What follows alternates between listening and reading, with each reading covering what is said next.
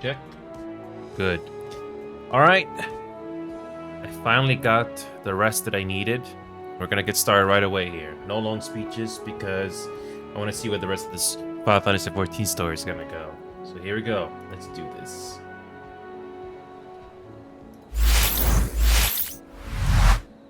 And here we are again, folks. Final Fantasy XIV, and we just have to experience the story, and that is it.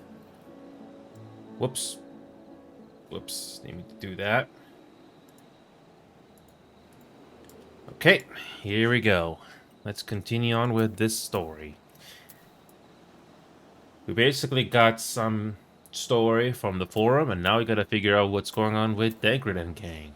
Here we go. On low tide. Oh yes, because we got a hangover from traveling. Right, let us split up and make inquiries in town.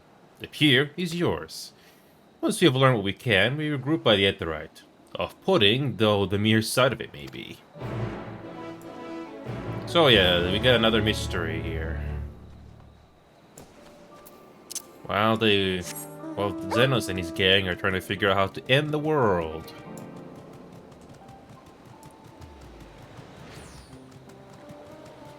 So...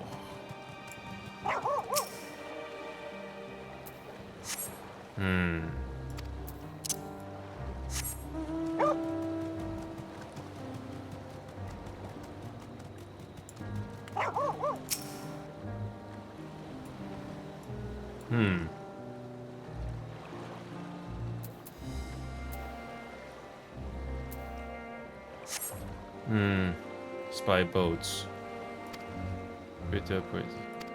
Very little activity, huh? Okay.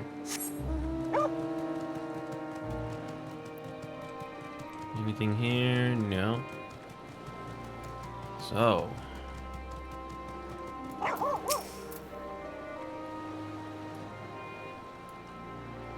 What am I doing? Oh! Recording my sales. Still do it daily out of habit, though I don't know why I bother. Hardly anything sells these days. Business has never been this terrible, but I suppose things could be even worse.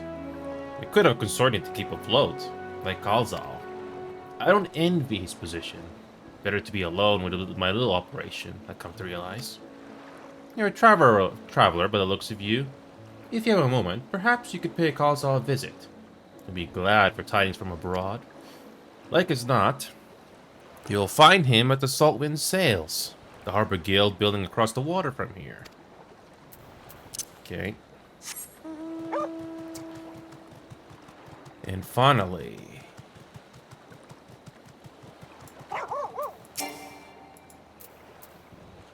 Well now, if it isn't a traveler, you're a rare sight in these unsettled times.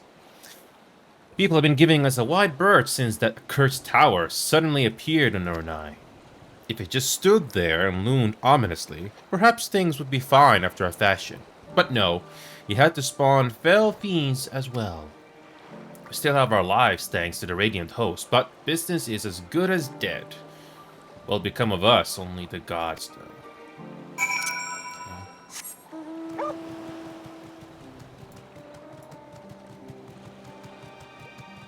Okay.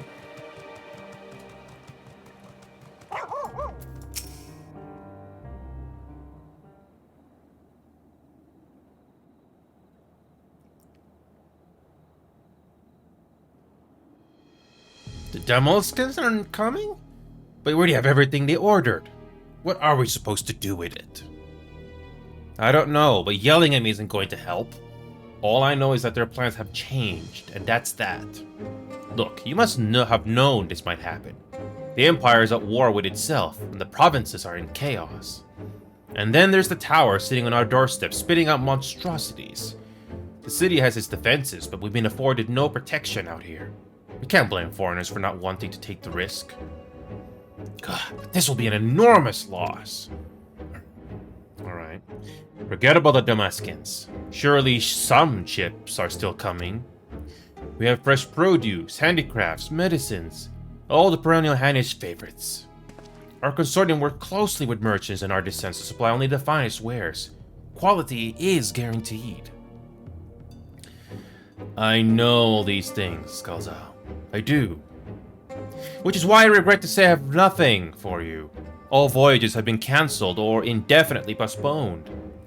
Hi, Turbo. Good to see you again, man. So just grab some popcorn, because this is the main story for this game at level 80 plus, okay? This is the main story. No dungeon runs. It's all the story. So, by the way, to make another long story short, Turbo, our games yesterday on arrivals on comp was bad. To make a long story short, Turbo, the healing wasn't the issue. Our teammates were not doing any kills, Turbo. Do you know how frustrating that is, Turbo? I was keeping everybody alive for like a long time, but nobody was dying from the other team. Like, they couldn't get anything in there. Like, come on. If you can't hit your targets or get some headshots or something, I mean, what are we supposed to do as healers? Our priority is to, you know, obviously keep everybody alive. But no, the rest of the team just were not getting any kills. It was bad. The worst one was this one match where people were arguing over each other because they were not doing so well. Anyway.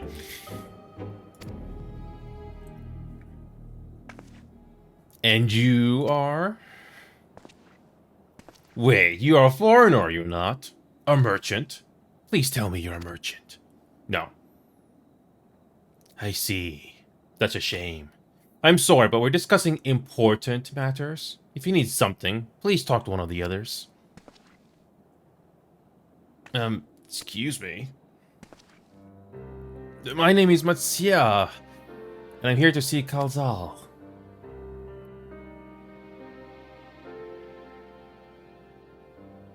Oh, it seems he's busy.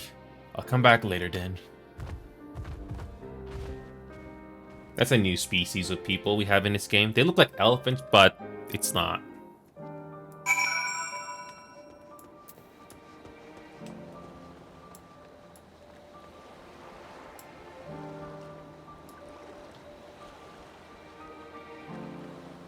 All right.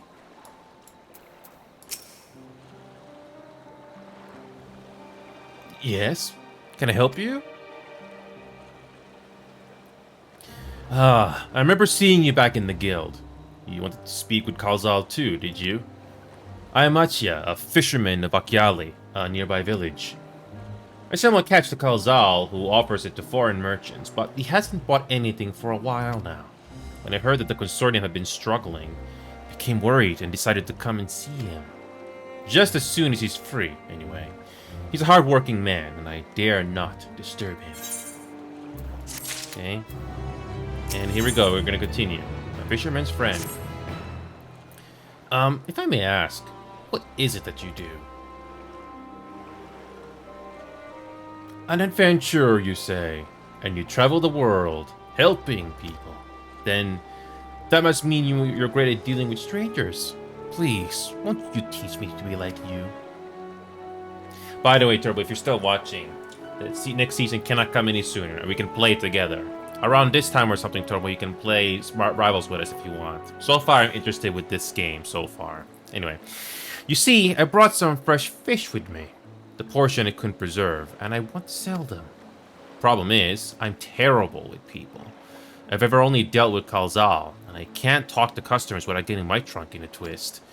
So, please, as silly as it might sound, will you not peddle the fish in my stead and show me how it's done? Oh, okay, we gotta do some busy work. Okay.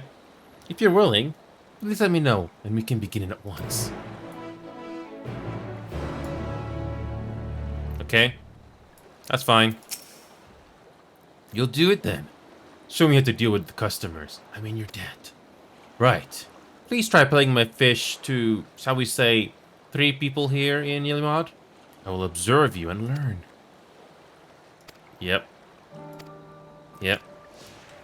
Yeah, this game does the companion mechanic, which I have seen in Bioware games to my earliest recollection, so yeah, it's not too bad. Okay.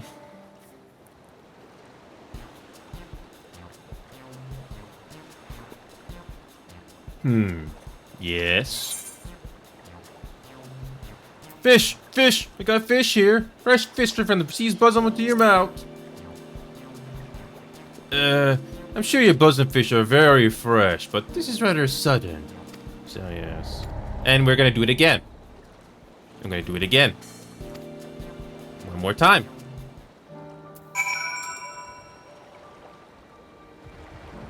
We can do it again. It's no big deal. Yeah, the game at this stage is trying to introduce something different, by the way. So yeah, I mean, it's not a new mechanic, but for this game, it has never been done before. So it's something a little different. So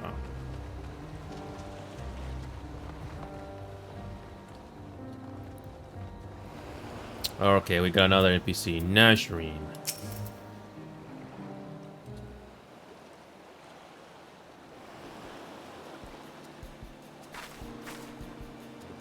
A hawker, are you? Do you sell fruit by chance? If so, I want to buy some amra. Let's say a dozen. They don't need to be export quality.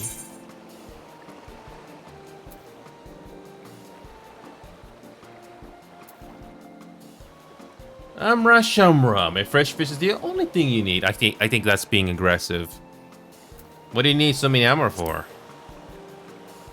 Why, for eating, of course. It may seem like a lot, but of late I go through that much in no time at all. I'm a stock taker by trade, but with no vessels coming these days, the wares are beginning to pile up. By the same token, nothing is coming in from overseas.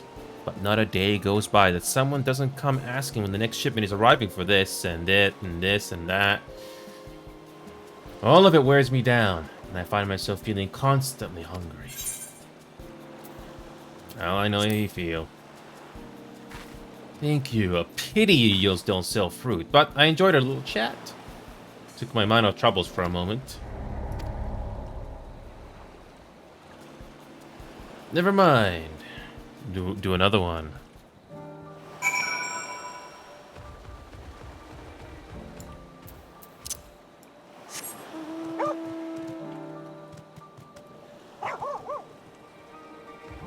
Whatever. We can just go on foot.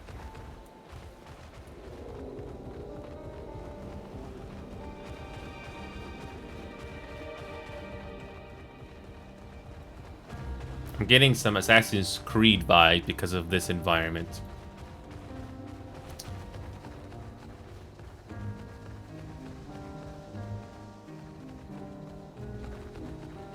Can you jump over this fence? Nah.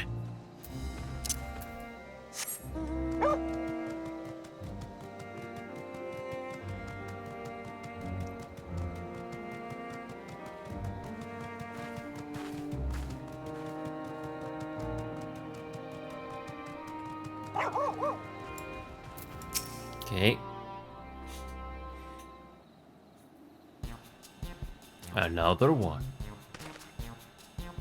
What is it? If you don't mind, I'm rather busy. God, my stomach. Ugh. I'm not an actor. Aether sickness? No, nothing so unusual. In my hurry to get back to work, I just ate a little too quickly. Some fresh fish will settle your stomach, and mine are the freshest of all. Ugh, the food is the last thing I need right now. Go and sell your fish to someone else. Next. So third time was not the charm here. Thank you so much for your demonstration. It was a truly eye-opening experience. Come on, let's return to the pier. So, nobody wants fish. What a surprise.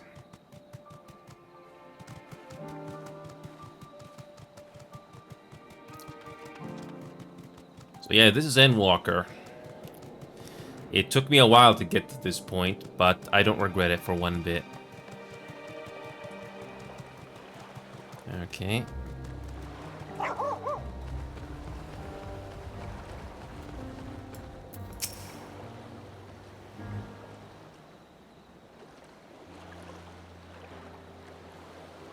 Thank you so much for showing me how to talk to customers.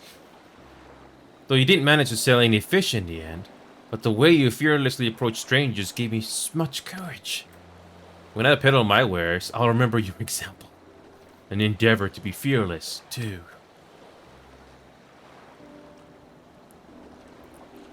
Still, there's only so much I can do alone. I hope that things will turn to normal for Kalzal soon. I thought I heard a familiar voice. And who should it be but Matcha?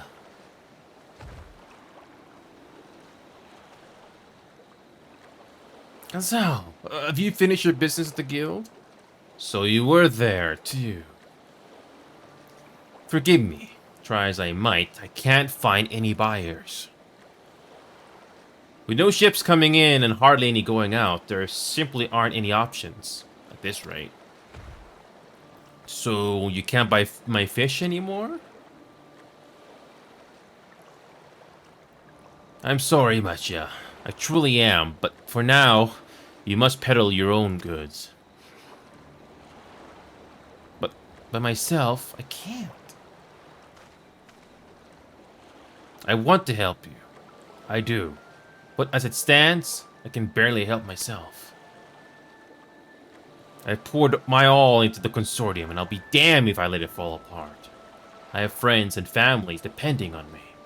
And I can't, I won't fail them. The sisters as my witness. Kalzal. Not to worry. Using what I've learned from you, I'm sure I'll manage. Somehow. Well, I'd best return to my village. Why, thanks again. And please take care on the road. Still no dungeon, by the way, because we gotta do level 80 quest first. So we gotta build up here. Okay. I'm not even worried about exploring the rest of the map. It's just story time here. And that's what we're gonna do.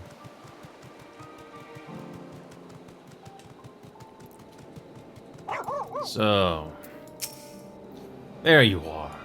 Gotten over the Aether sickness, have you? Yep, owing to the island's small size, the tower's impact upon the people's lives does appear more pronounced here than in Eorzea. I see you've been busy. Managed to learn a tidbit or two, I trust? Well, you could say that.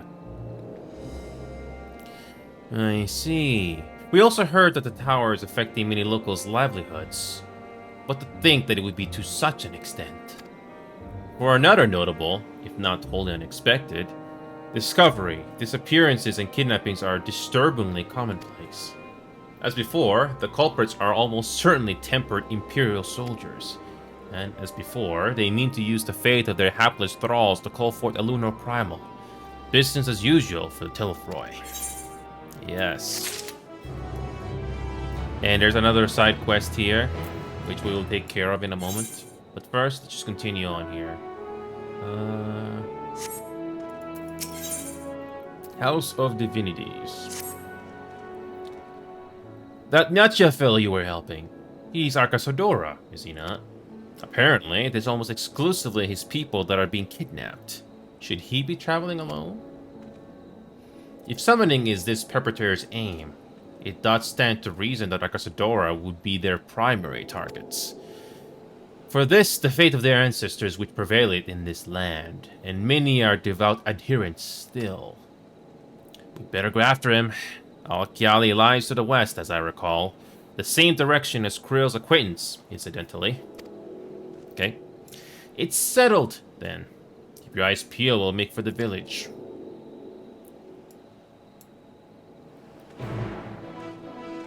Yeah, but you're not gonna explore, you're not gonna be able to fly in this zone exactly just yet. It's gonna be much, much later.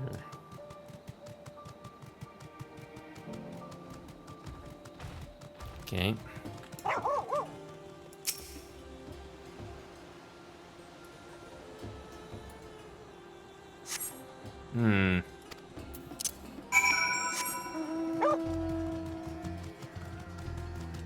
It's nice to see some different environments and different enemies. And as usual, for an MMO, it's a nice thing to have.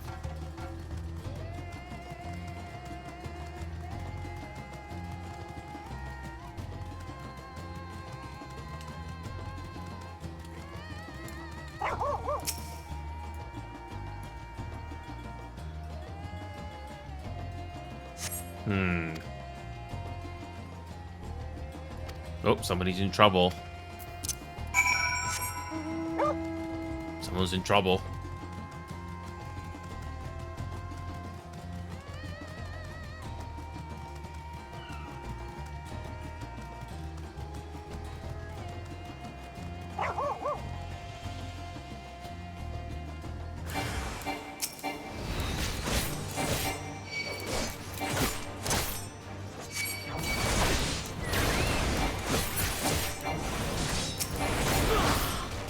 Yeah, they're basically mind controlled.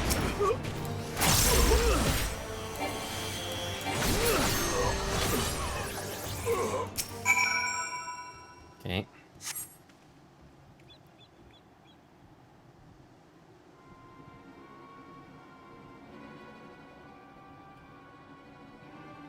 Huh? Where did they go? Why are you here? I see you found him in time.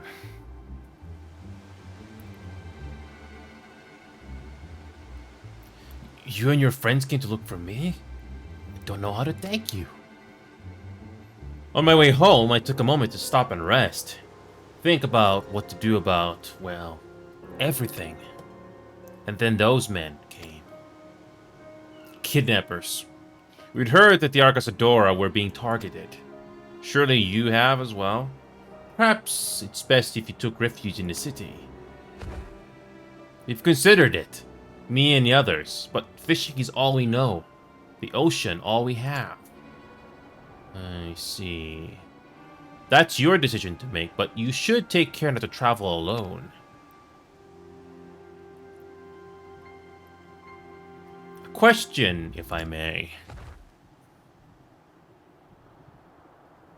This our understanding that strange fiends have emerged from the tower. What canst thou tell us of these beings? Not much, I'm afraid. I have no idea what they are. But I've heard that some bear an unsettling resemblance to our divinities.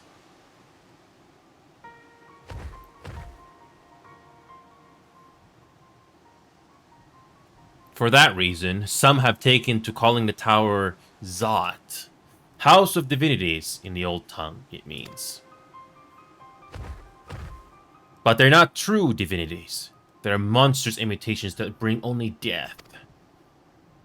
To have one's fate so twisted is a grievous indignity, and full justifier art thou in thine outrage. Know that this for no other purpose but to neutralize the tower that we have journeyed to this land. In time we may have forced to contend with these false gods, and thus we could learn all we may about them. Wilt thou not tell us of thy divinities and their true nature? You come all this way to save us? Really? To think I had you peddling fish. But to answer your question, yes, of course. We will gladly tell you about our gods. We, I say, because I'm a terrible storyteller. And I'd ask my fellow villagers to do it. So please, come to our village. We're good, God-fearing folk, all of us. And we'd be honored to share our knowledge. And fish. What sayest thou? Shall we pay visit to Akiali? Wonderful! Just follow the road west and down the hill. You can't miss it.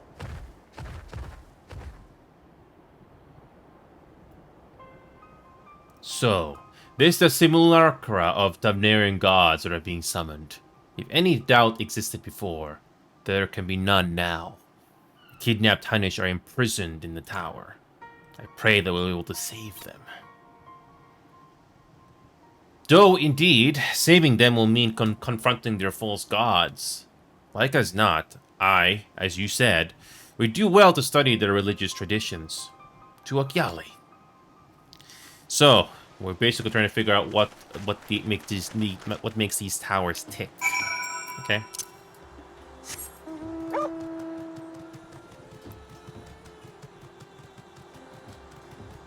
Again, it's nice to see something different in this game again. I guess this zone looks sort of like Saharan, sort of? I don't know. Even the music is kinda has that resemblance, sorta.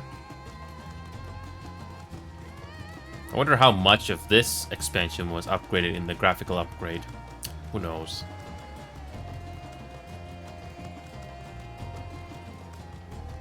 Alright, this much, yeah. Welcome to Akyali, my friend. The name means white beach. There isn't much here to save that, but please, make yourself at home. Your companions have already begun talking to everyone. Feel free to show yourself around and do the same. Any one of us can tell you about our gods, but you could do worse than to start with Kanga and old Hasvidia. You're free at the moment, as it happens. Oh, it's raining now. Okay. You wish to know about our gods? What a curious visitor you are. Most want fish. In any case, I'm happy to oblige. Now, I don't know how it is whence you hail, but our isle is home to many gods. They can be divided into two groups. The Manusha, beings of wisdom who assume the form of men, and the Mrga, beings of might who assume the form of beasts. Together, they are divinities. Their forms have personalities many and varied. Some are kind and gentle, others stern and temperamental, just like we mortals can be. All are possessed of great insight and experience, and by heeding their teachings, we strive to be the better people and live better lives.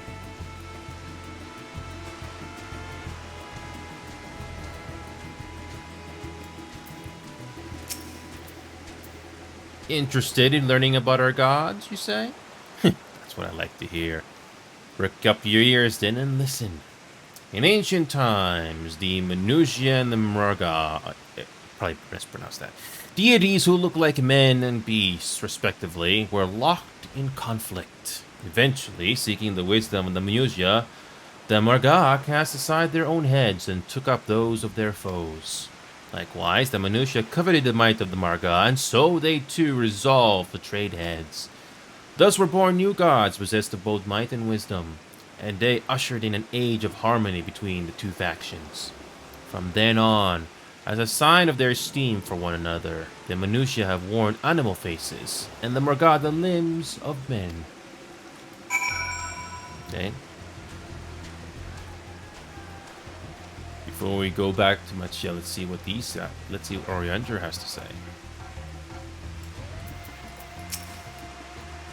Familiar though I am with the myths and legends of this island, to hear them spoken by heirs and this stored heritage giveth them new life.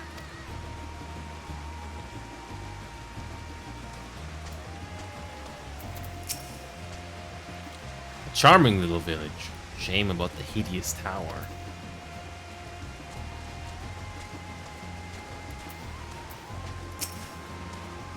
Mark you that platform out on the water. Some manner of shrine, perhaps? Maybe. Alright. It's only a matter of time before we get some voiceovers finally. There you are. Learned a thing or two about our gods, I trust? While you were off talking to the others, I remembered something that may be of interest. If you could let your friends know, I'll go and fetch it from my home at once.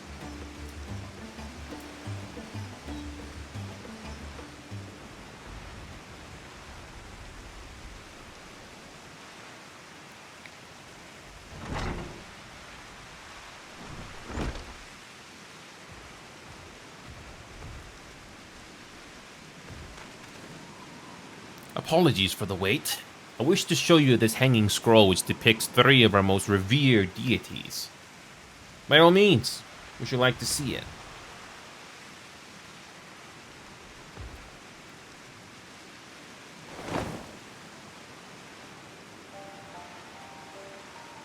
They are Manusha. You heard about them already, yes? 3 sisters.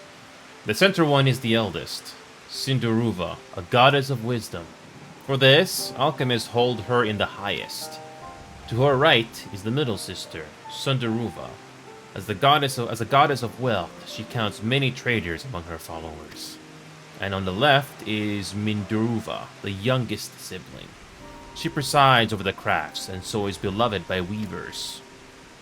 Although each is worshipped for different reasons, The sisters are usually portrayed together in these works, which people keep in their homes for good fortune.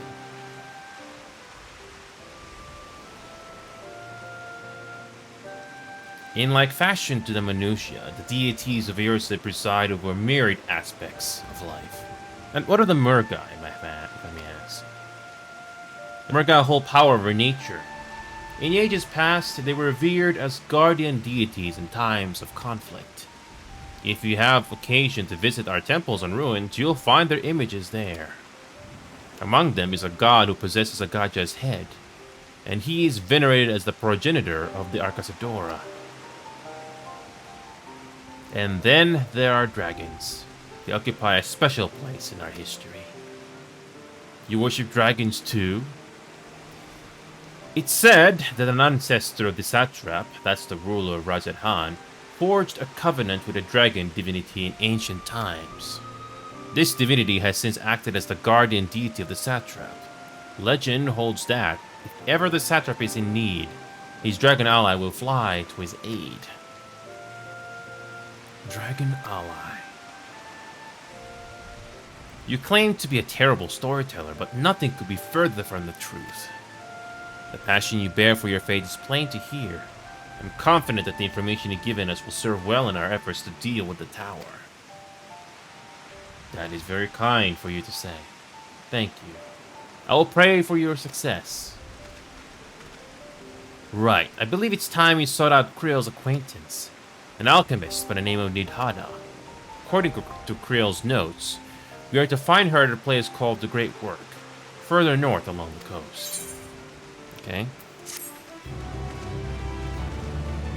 So we're gonna get some voiceovers with that character. Okay.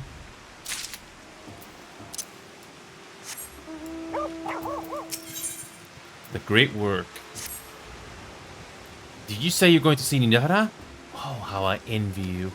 She's brilliant and beautiful, kind and understanding. And did I say she's beautiful? Could stare at her dainty ears and adorable trunk all day. Those eyes. When you meet her, take care you don't drown in them. Okay. Okay. There's another teleport, sure.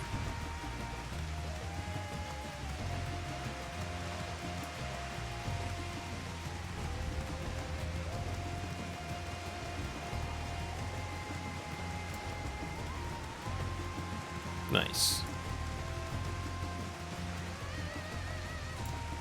Just follow the main road, and eventually you can fly.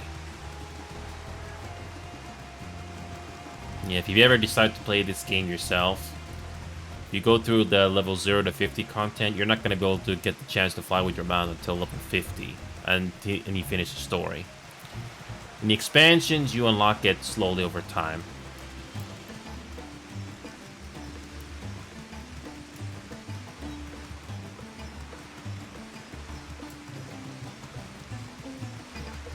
Should be a teleport right there.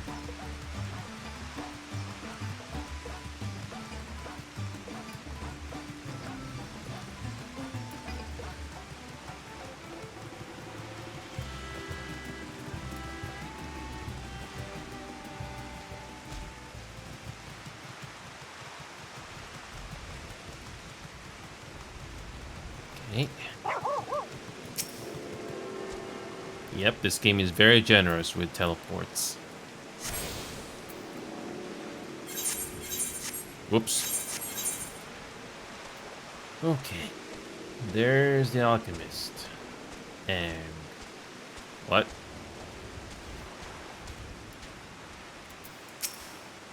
If there was a battle, there's a conspicuous lack of blood. In such matter did we find them. What could have befallen these people? What in the world?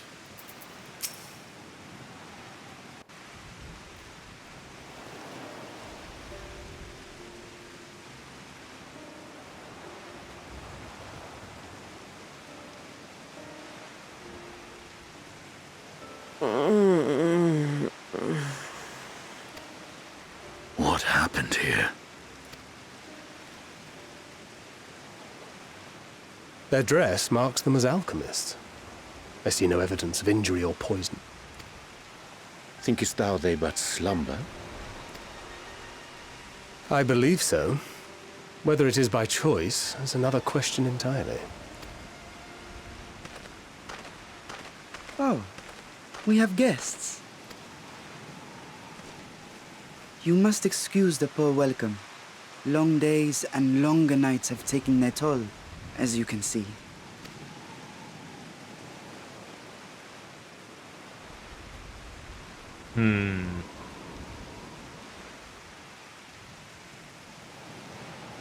I am Vashan, servant to the satrap. My task was, in fact, to wake these good men and women, if you will allow.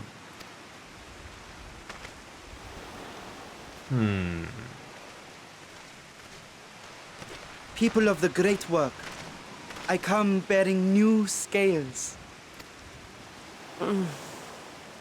Scales? We have new scales?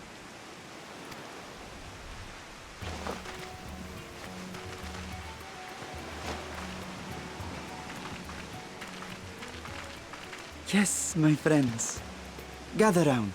I have them right here. I'm already a bit suspicious.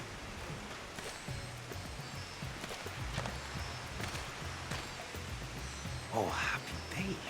Now I can continue my experiment. Many thanks. One for me. Those are dragon scales. Yes, such materials are vital to their most pressing research. And we are fortunate to have them. Our experiments are so close to bearing fruit. Soon we will have a talisman capable of nullifying the etheric emissions from that accursed tower. Did I say something wrong? Are you not here with Varshan? Wait, who are you people? It's a long story. Of course. You're the one Kryl sent. The warrior of light we've been waiting for. Ah, this is a day of celebration. Praise be to Cinderova! The winds have shifted. I feel it. The end to our toil is near. I hope so. I feel it too. My head hasn't been this clear in days. Tell me, how did you acquire those scales? Curious that it concerns you so.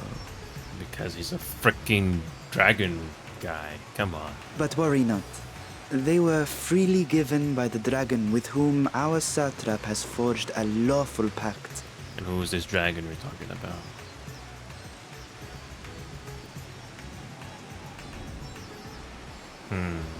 That is well. You must be quite familiar with Dragonkin, yes? Oh, please. Oh, God. Is this a Hildebrand character? Is this their congealed blood I see on your weapon? Oh, God. I think we know where this is going. Speaking of dragon blood, you yourself have been infused with it, have you not? I think we know where this is going. I should like to draw a file or two, if so. Oh, God. What are these people? Now, see here. Come along, come along. I must insist that you visit our laboratory. Cease your shoving, or so help me. Oh, God.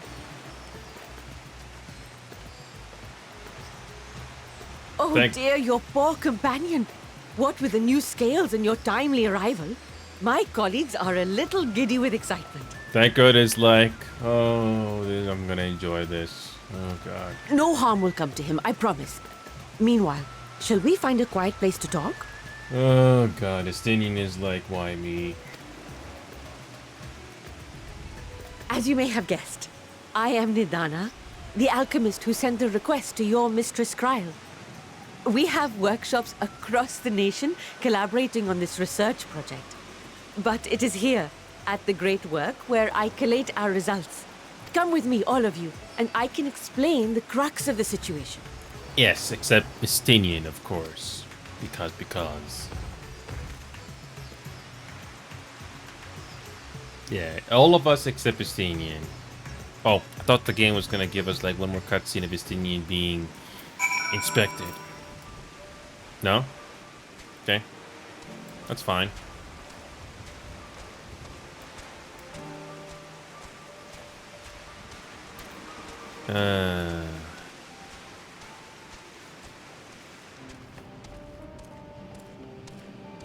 Again, another interesting interior. Oh, for the days when I enjoyed such fervent adoration. But on this occasion, I am glad to entrust the burden of popularity to Estinian. This said that shellfish is ideal for those who have suffered blood loss. Mayhap we should have acquired some from Messiah.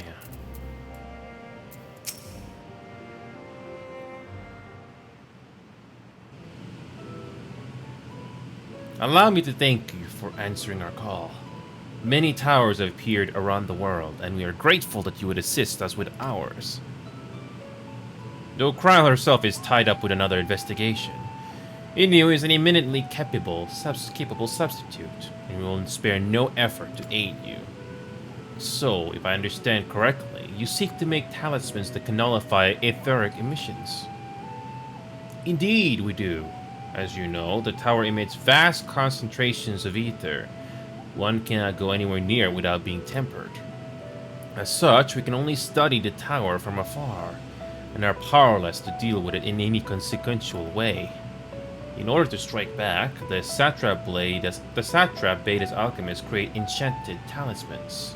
Talismans that will allow our soldiers to venture into the tower, even should they lack innate protection. Could such a thing be possible? Admittedly, we are still in the midst of testing, but we are quite confident. Even prior to this, our people have long pursued countermeasures against the etheric corruption of primals. Of the methods tested to date, those utilizing dragon scales prove the most promising. Owing to their etheric density, the scales are highly resistant to disruptive forces. The mightier the dragon, the greater the resistance. We seek to amplify this protective property through our alchemy. Thanks to the scales provided by His Excellency, we have been able to make steady progress with the talisman. Soon we'll be ready to conduct a field test, and here is where you and your blessing of light come in. What exactly is it you need me to do? Nothing complicated, I assure you. We ask only that you serve as an escort. I will explain in greater detail later, but you'll be venturing into the tower's field of influence. And so, for your own safety, I'd first test how well your blessing shields you, with your permission, of course. In that case, Orianjay and I will find other ways to make ourselves useful. Seeing as you all work to the point of collapse, I suspect you could do with more hands. We'll be grateful for any assistance you can provide.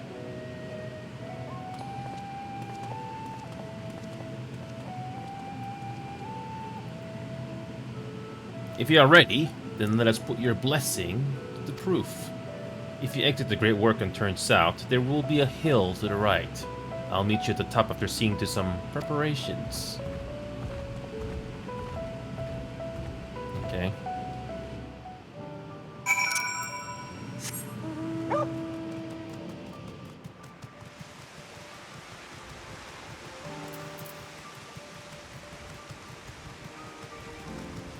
Okay.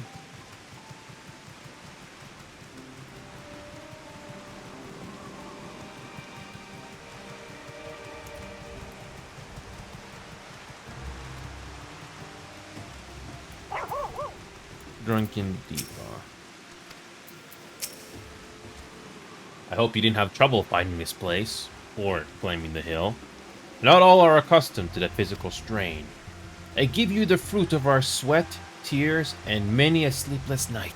The Drunken Diva. A Diva is a lantern presented to the gods as an offering. Taking inspiration from the tradition, we created this device to test the talisman's efficacy. Upon activation, it will move a certain distance before emitting a powerful blast of ether. In lieu of corruption, those lacking sufficient protection will experience severe aether sickness. For your test, you will be exposed 4 times. That should be enough to ascertain your blessing's protective capability. Please begin whenever you're ready, else you'll be observing from a safe distance.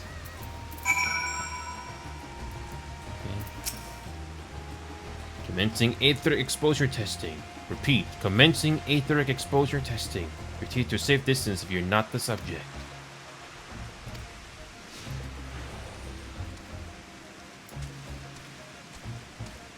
Okay.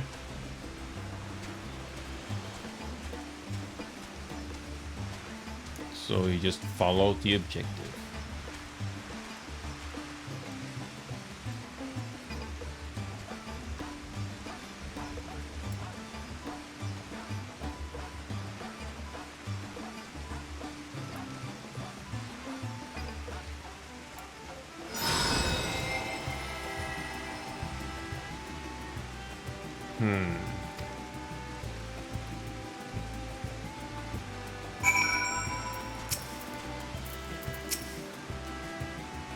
Okay.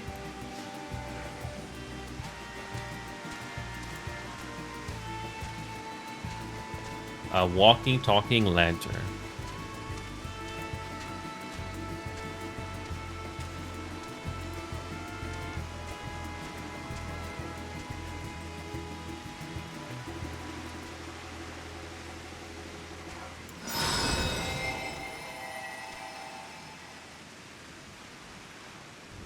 Okay. So, second time's his charm so far. Okay.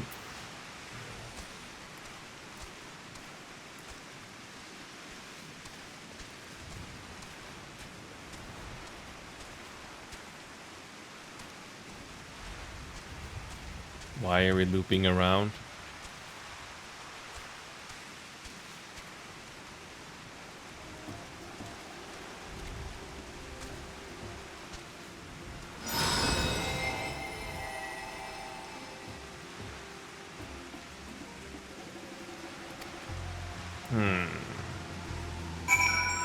So, third time is okay. Yep. Something tells me there might be a catch to all of this.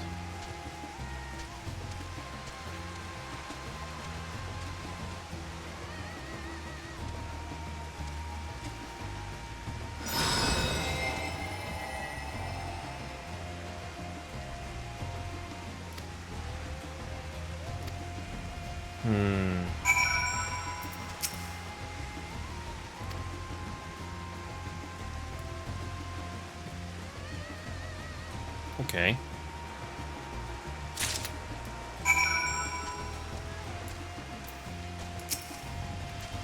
Ah, you've returned, and not on your knees. A promising sign. But come, let me take the deep off your hands. Okay.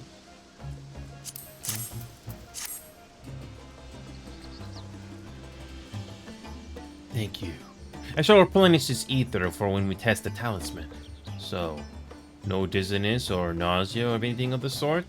You feeling perfectly fine? Then the strength of your blessing is beyond doubt. There is no risk that the tower will corrupt your ether. With this, we can request your aid for the task ahead with easy hearts. Okay. There we go, level 91 finally. First job to reach level 91. And finally, we can do Vibe next.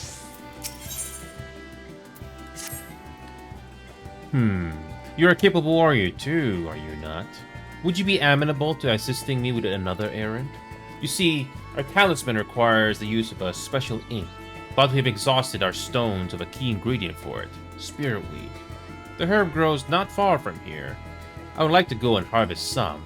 With the recent spate of kidnappings, however, we Argasadora travel alone at our peril. Will you not come with me as my escort? I would compensate you for your troubles, of course. I'm in your debt. Without further ado, let us head to Kaja's footsteps. It is situated on the road which runs east of the Great Work. Oh yeah, this environment looks really good. Nice colors. Vibrant, even. Okay, moving on.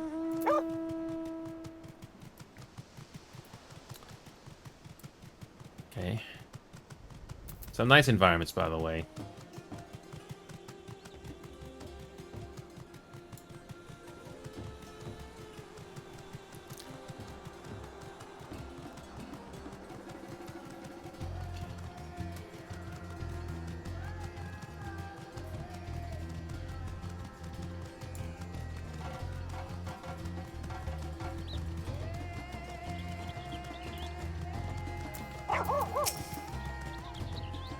I may be simply imagining, but I feel as though we're being followed.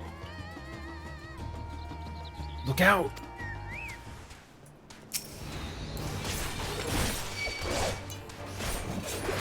No big deal.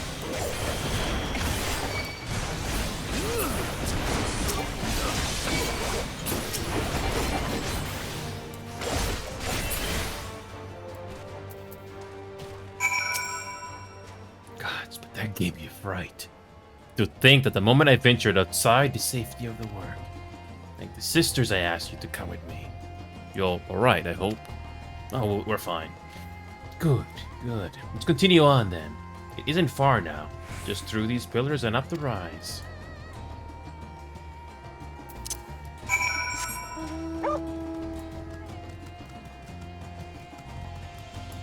Okay. Again, nice looking environments. It looks similar to the previous areas, but the nice use of colors makes it different. And the lighting.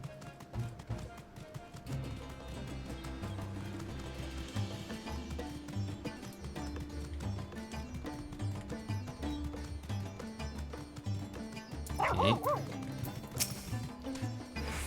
And here we are, Kajaya's footsteps. Kajaya was a great dancer, and those who follow in her, well, you know. They come up to this place to train and dedicate their dance to their ancestors. The happy benefit of this is that the spirit weed grows here in abundance. I'll set about harvesting at once, if you'd be so good as to stand guard. Kidnappers aren't like to return soon, but better safe than sorry.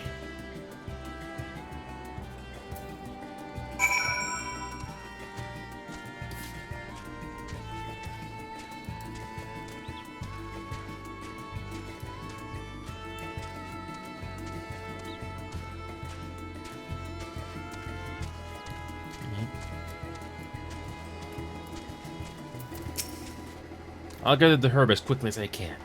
Please stand guard for me. Okay.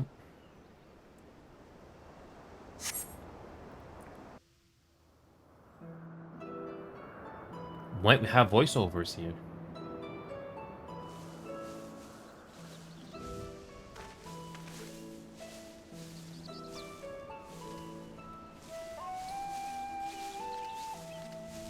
Yes, that would be Radzad Khan. Hardly anyone has been allowed in or out since our troubles with the tower began. The faithful citizens huddle inside the city walls, and commerce has all but ground to a standstill. I pity the satrap, the trials he must be facing.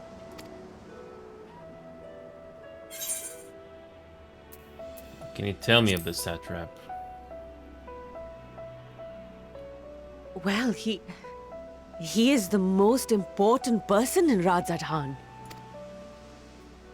Long ago, this island was home to two tribes of Matanga, the Gajasura and the Arkasodra. When the Aura came to these shores, it was the Arkasodra with whom they joined forces. Together they defeated the warlike Gajasura, forcing them to flee Thavnair altogether. Peace and prosperity reigned for a time, until a clan of Hjor from the mainland decided they wanted the island for themselves. It was a direct ancestor of the present satrap who arbitrated that conflict and welded the warring factions into the nation we know today. And ever since, a member of that esteemed lineage has inherited this somewhat unique position.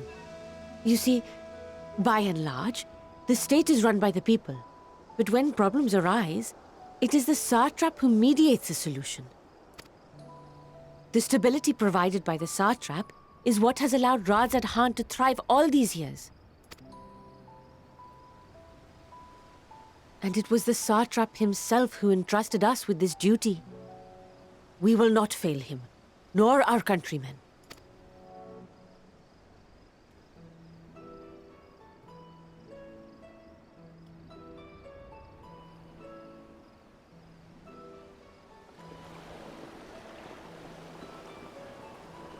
What is the delay with the vessel? I told you I need to adjust those ratios.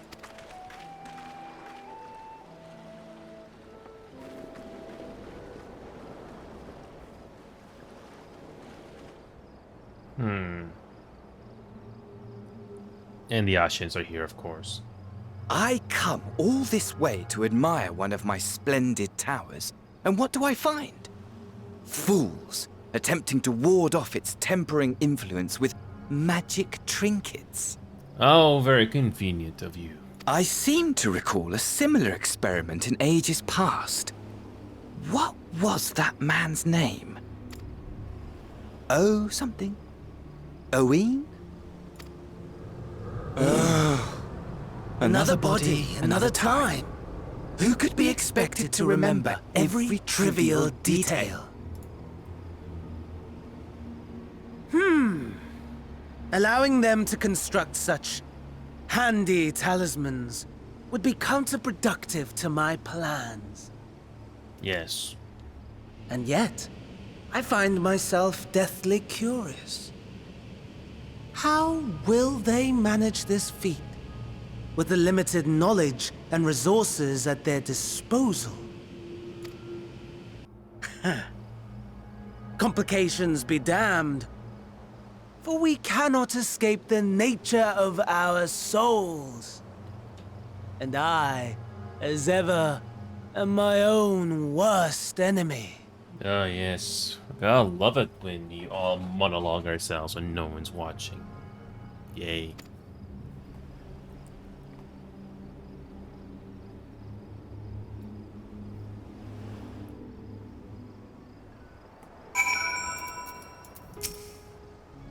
I have enough spirit weed to last us a good while. Thank you for keeping watch. Let us head back to the great work, shall we? Okay.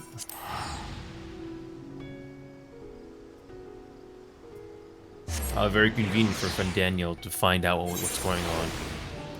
Very convenient.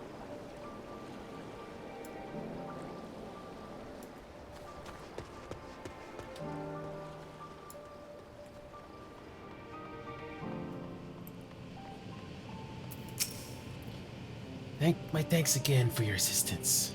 With your help, we're that little bit closer to completing our talisman. This isn't much, but please accept it as a token of my gratitude. Another level 91 job done. What's the next job closer to being leveled up? Oh yeah, the bard. Why not? A boy's errand.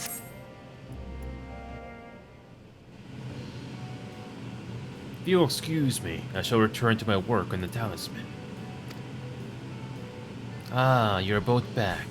Excellent. I have a message for you, Mistress Nindahana. It would seem the stores of Giant Skull are running low. But when last I looked, there were still plenty. I suspect that was before Oranje told everyone about their tempering cure, and Instinian shared his knowledge of dragons. Your peers have since been inspired to fashion a number of new talisman prototypes. I see. Well, if it leads to new possibilities, then far be it from me to complain. But we'll need to replenish our stores. I should be happy to tend to this if you like.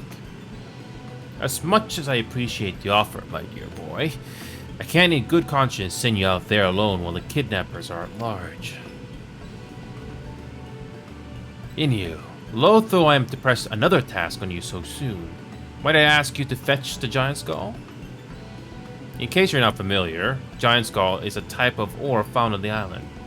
Owing to its hardness and ethereal conductivity, it has applications in many disciplines, alchemy not least of all.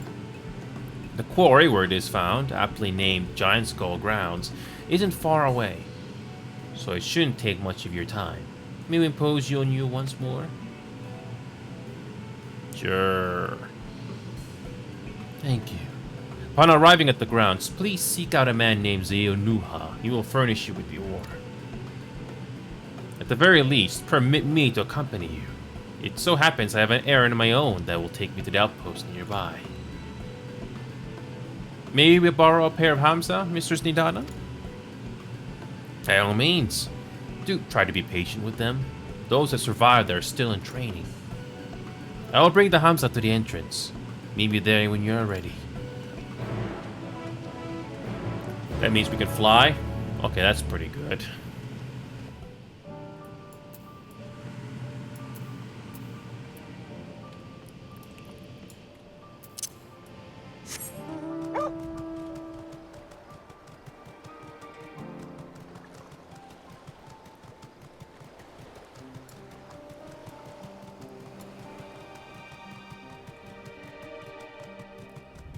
Does this mean we can fly, or we're just going to be on the ground? Here, Hamza. If the creatures look familiar, it is because they are close kin to your Arisian dodos. Hamza have long been kept as livestock in Davnir, and many a hatchery may be found here. Alas, the largest of these was recently raised by monsters from the tower. On account of said hatchery being situated near the tower, the Radiant Host repurposed its remnants as an outpost. That is where my errand takes me, and your own destination is but a stone's throw away. If you have no objections, let us first make for the outpost. We set forth at your word. Okay.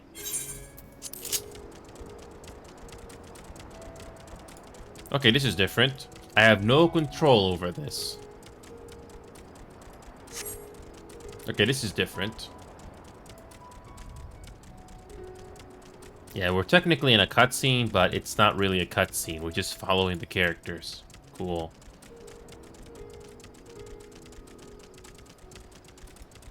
Oh yeah, I have no control of the camera. Okay. Only at level 80 plus, we're finally getting something like this in the main scenario quest. Something different.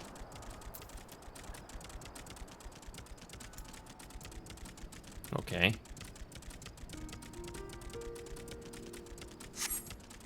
Oh god, the camera just... Oh boy, the camera just spin around like that. Might as well just keep it like this.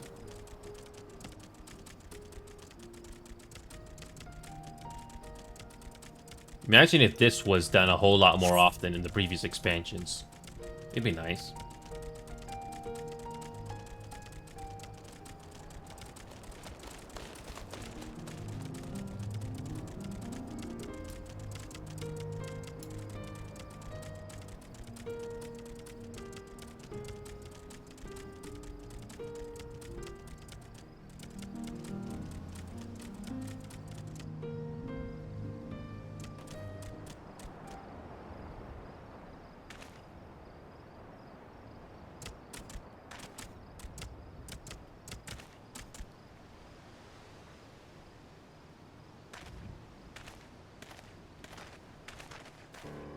And here we are.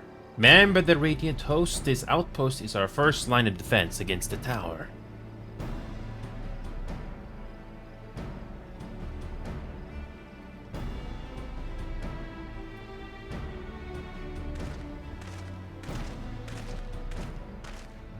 Well, well, who should it be but young Varshan, on an errand for the satrap?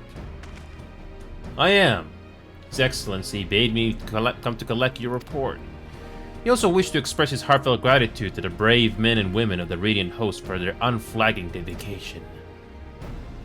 We simply do our duty, but we are honored to receive His Excellency's regard. And yet, for his boundless benevolence, his treatment of one so young could be regarded as callous. Though we've enjoyed relative peace and calm these past few days, this remains the front line of battle. No place for children. Your predecessor too often traveled alone. It's been what, 2 years now since you took over? I wonder how the fellow is faring. Like those before him, he went on to represent the satrap in foreign lands. Wherever he may now be, I am certain he is well. As for myself, I assure you that all I do my own volition, and gladly. I pray you do not think ill of His Excellency. Certainly not, lad. Whatever happens, my faith in the satrap is unwavering. But still, I worry for you. We would be overcome with sadness if something were to befall you. For you are as a little brother to us all. Take care, do you hear? I will, Nabdeen. Thank you. And who might this be? Not Hanish by the look of him. Permit me to introduce the adventurer of light, the venture of the Eritrean contingent, come to assist in the making of the talisman. From Eorzea, you say? Towers have appeared over there too, yes? Tell me, what is the situation like? It's a long story. May I suggest that you exchange information with our soldiers? Both parties would stand to learn something of value, I believe. An excellent idea. Given the unprecedented nature of the threats, some of ours are understandably anxious. We'd be glad for any tidings you can share. You too, bring Varshan the latest report and answer any questions he may have.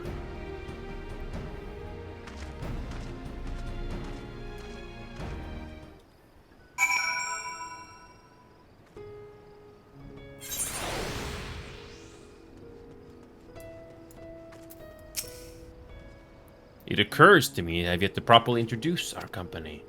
We are the Radiant Host, a military order under the satrap's command. Our duty is to preserve peace in the land, be it patrolling the streets or dealing with heretofore unknown threats such as now. We train hard and admit only capable warriors to our ranks. Even so, we've struggled to contend with the fiends from the tower.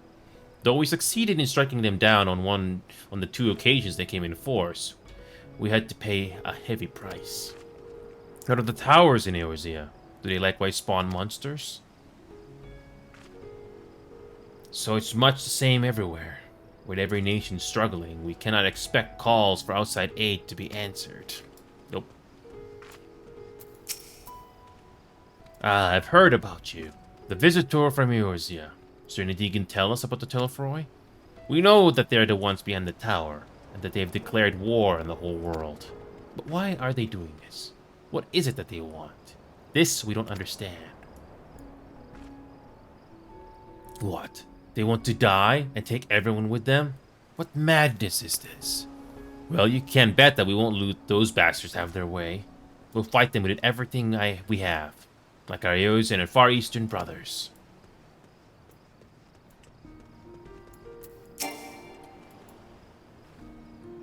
You wish to know about the tower? To be honest, we know little and little less about it ourselves. This Tower of Zot, as folk have been taking to calling it, suddenly appeared where it did on the Isle of Narunai. We're safe from its influence at this distance. But go too far into the water and you'll expose yourself to its corrupting ether. You're a foreigner, aren't you? How are they dealing with the tower in your homeland? Not very well, no. Our struggles are not unique. Then our hopes still lie with the talismans. We must keep the monsters contained until they're ready.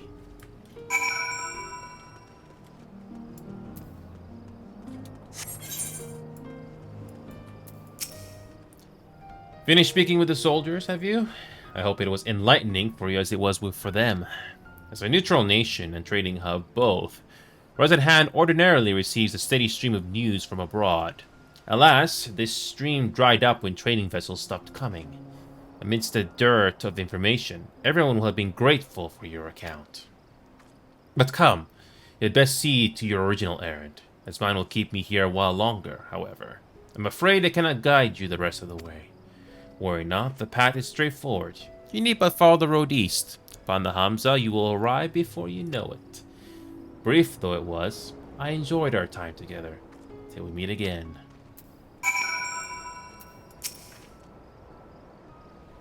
Okay.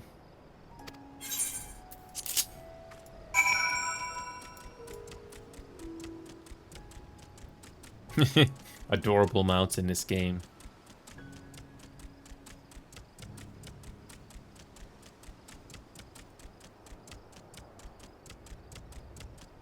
It's too bad I can't fly with this thing yet. Oh well.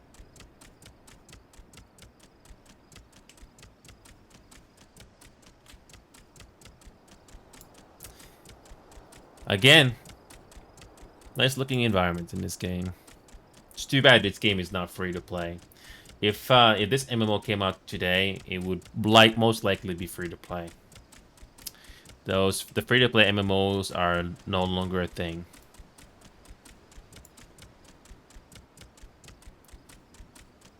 Sorry, paid subscription MMOs are no longer a huge thing anymore because free to play. Anyway, I digress.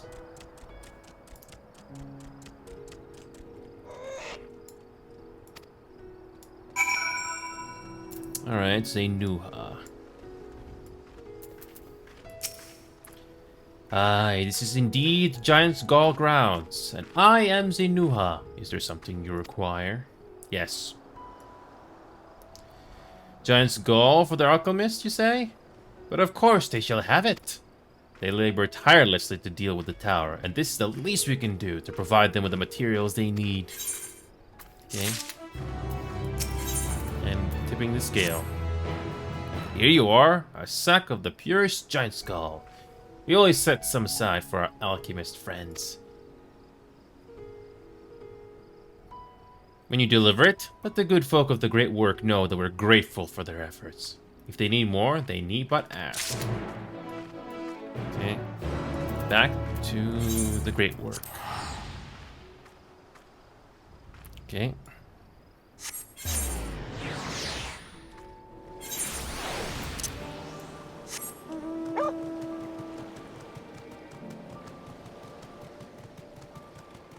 Alright, we got what you needed.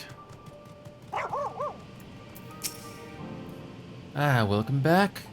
Dare I hope you have the giant skull? Yeah. Oh my, such fine specimens. Thank you so much for bringing these. We now have everything we need to make our next prototype. One that should be capable of passing our most rigorous tests. When it is ready, it will be time for the true test. So please, take your ease while you can.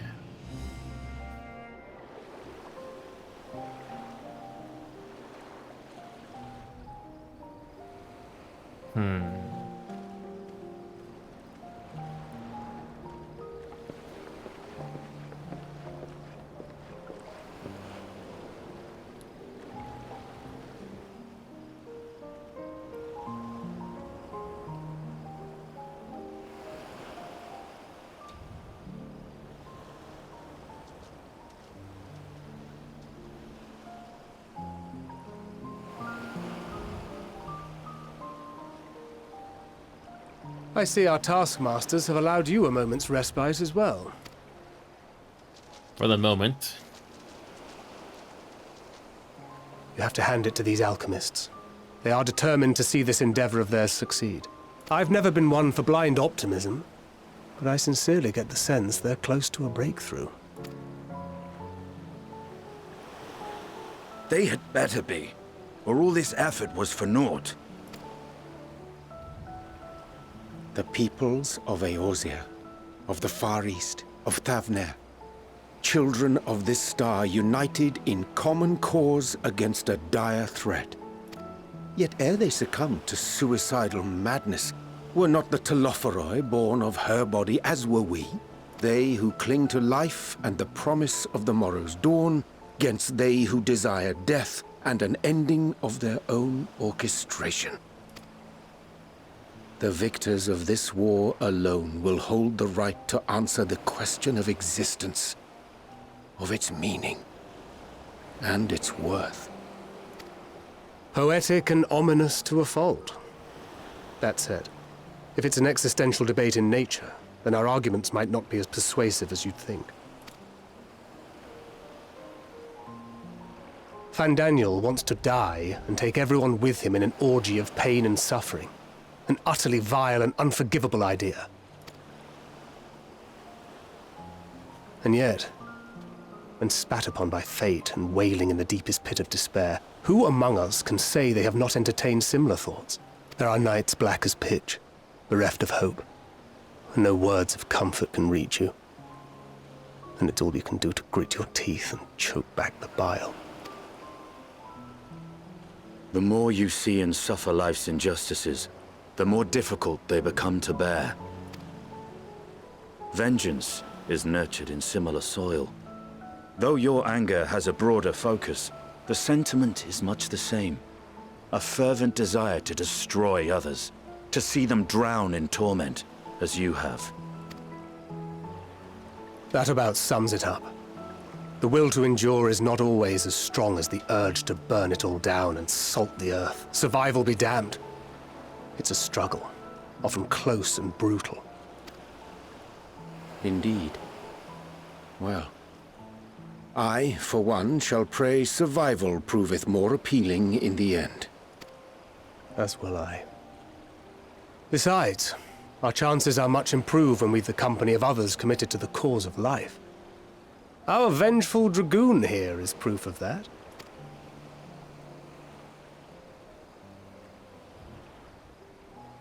And there's Fandaniel.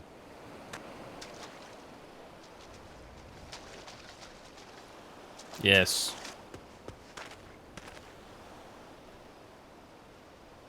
What is it? What did you see? It's Fandaniel. Lovely. Fandaniel, are you sure? If he knows we've been working on a countermeasure. It holds. The vessel holds! This is the one! At long last!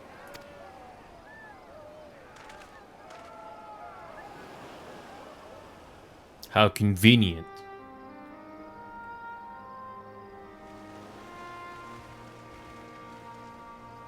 Look! We have finally created a talisman strong enough to withstand our experiments. We've named it a warding scale for the time being. With this in your possession, your soul should be completely shielded from corruptive ether. Afforded such protection, any one of us may approach the towers without fear. Thou hast mine admiration. 'Tis an invention of historical significance.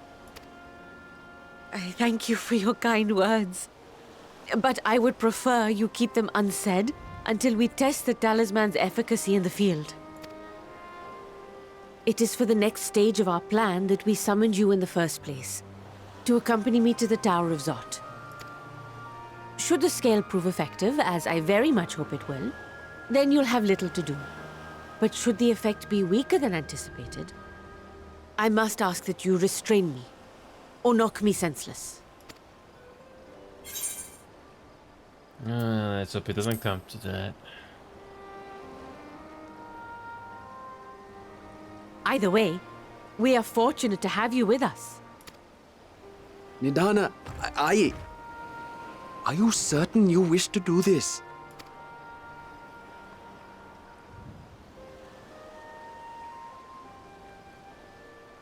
If others are to trust our creations, then we must have faith in them first.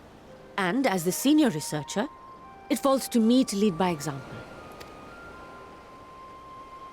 But should I fail to return, then learn what you can from this attempt and apply it to the next.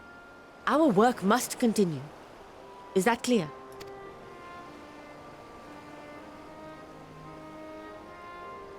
We'll keep an eye on the place while you're away. Assuming Fandaniel is lurking about, there's no telling what mischief he has in mind for us, or you. Be on your guard. Yep. Shall we be on our way? I'll have one of the soldiers at the hatchery prepare us a boat, and we can set out from the northern shore. I'll see you there.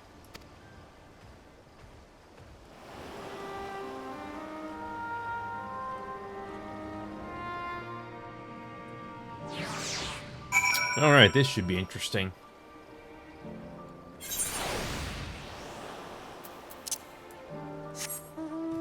This should be very interesting.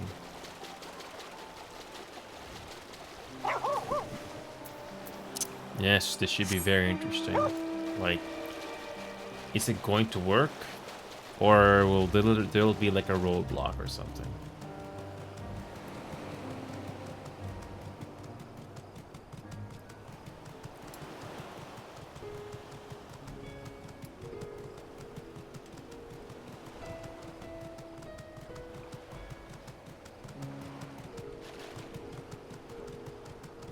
Wonder if that thing is still gonna be there later.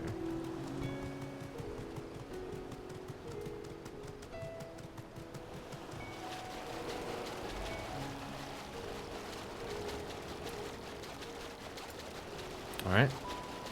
Let's give it a shot, shall we? This is what we've been waiting for all these years. Well, when this expansion first came out, I bet it must have been very interesting. But I'm catching up.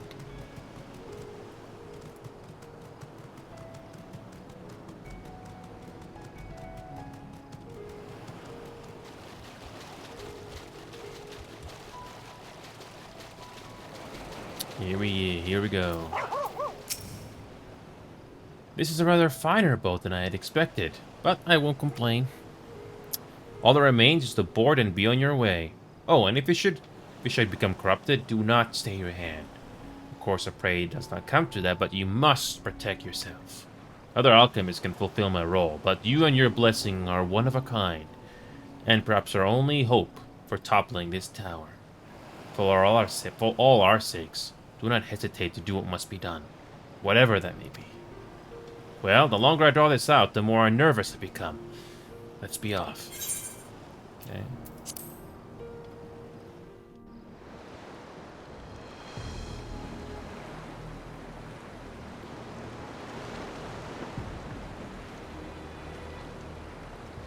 We should soon cross the threshold of the tower's influence.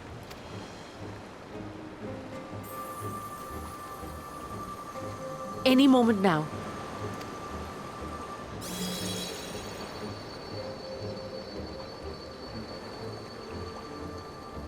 It's working!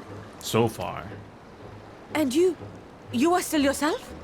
Then I'd like to see how it fares closer to the tower if we could.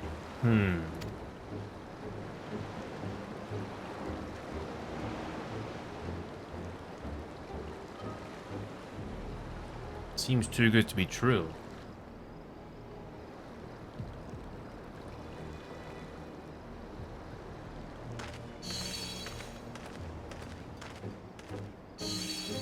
So far, so good. The scale's protection appears to be holding.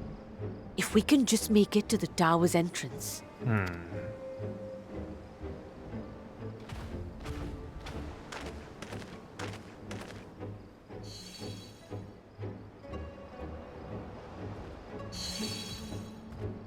A few more steps.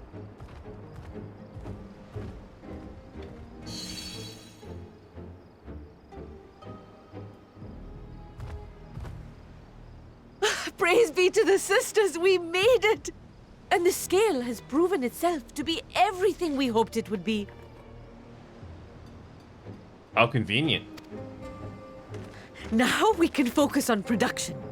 Once we've equipped and returned with an entire survey team, this menace will soon give up its secrets. Yep.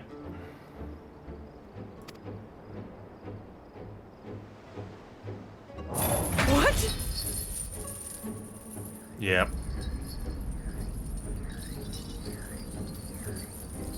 Ah! So, how do you get through this thing?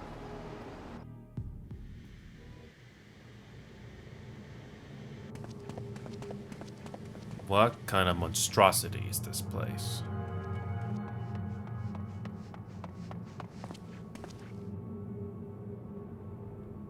What is... You know what this... It reminds me of Nier Automata, sort of.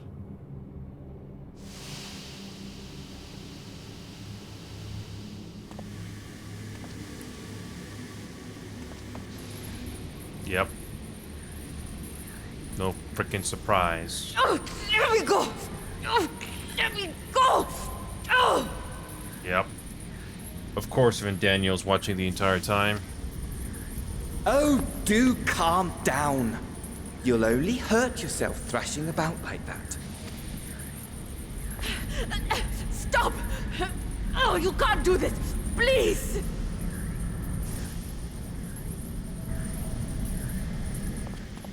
Yeah, I don't think there's nothing we can do. Nothing much we can do. They can just make more of those.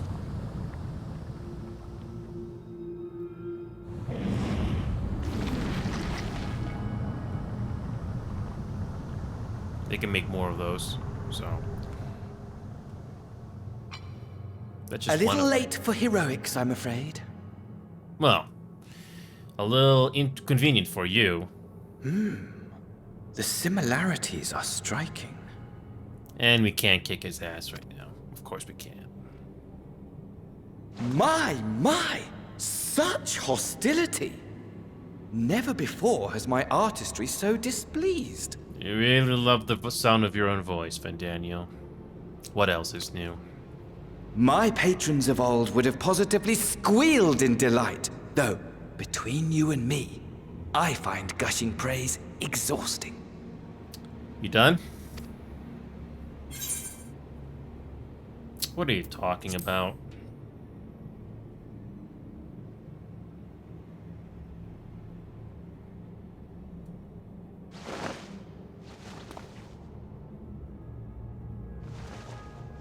Allow me to tell you a story. Surely you've yet to hear the one about Vandaniel, the sundered Ascian.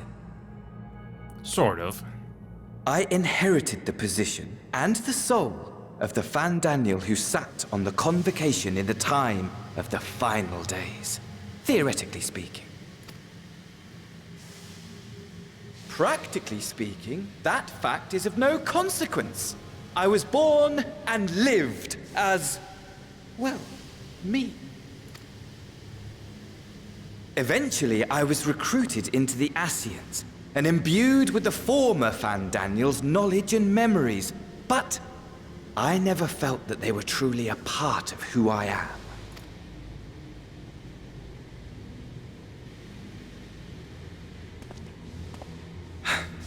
How to explain? Perhaps if I told you who I was before my Ascian embrace, although that chapter too is a past I've long since discarded. I have it on good authority you've poked your nose into an Allegan ruin or two. Yes? Get to the point. Then I expect you've heard of me. The old me. And here we go. At your service.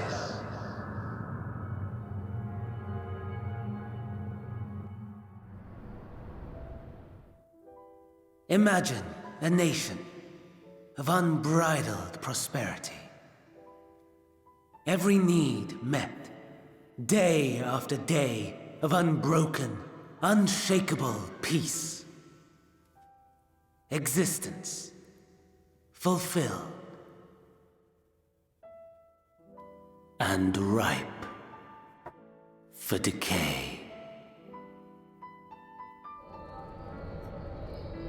You are a genius without peer, Amon. However do you conceive of such delightful experiments?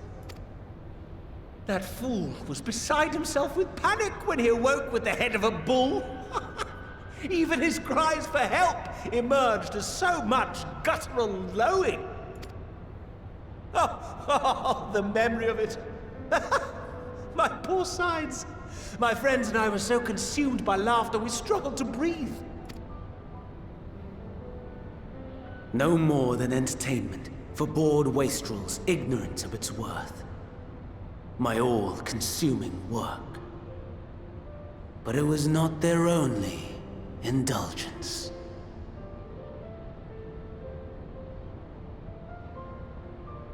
For they were ever hungry for stimulation, slaves to the slightest hint that amusement was afoot.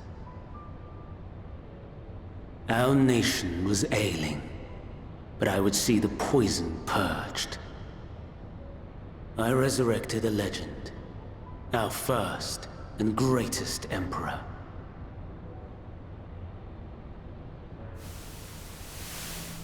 And just as I had planned, he set our wayward empire back on the path of conquest. An inexhaustible ambition carried us onwards, always onwards. Yet, he who delivered to us such glory was not to be satisfied. Heed me, Armon. No matter how vast one's empire, or full one's treasure vault, all is rendered meaningless by death. In the end, all is lost. You know as well as I that the Emperor stands to lose this war, and so I have come to claim you. For while your methods leave something to be desired, we cannot deny the results of your work. And as fortune would have it, the seat of Fandaniel, your rightful seat, lies vacant and waiting. Take your place amongst your peers, rather than die a pointless death amidst the ashes of your doomed nation. Send one of your clones to the Crystal Tower that you might see for yourself. See what lies ahead.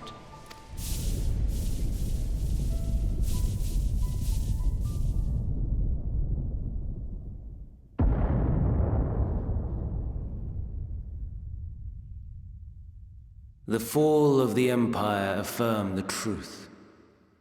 Majestic and tragic, as the Emperor foresaw. Scheme as you like, build as you will, nothing endures. What is life but a brief jaunt ending in emptiness?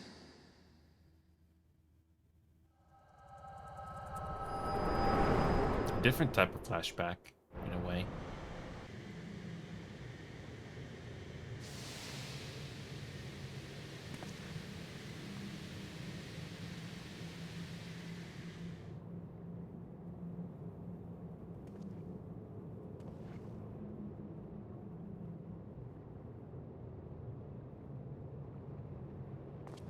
So easily distracted. Why, I almost left without saying farewell. Thanks for your lovely monologues. As for your friend, you needn't worry. These pawns are far more useful to me alive as fuel for the primals. If you attempt to pull them free, they will die. So, enjoy tackling that conundrum with your comrades. Again, Fandel, you have your dead to rights on us. But no. But then again, Hydaelyn would have intervened. Who knows? We shall meet again! Not in one of these minor spires, oh no, but somewhere more suitably grandiose. Your favorite playmate is ever so eager to see.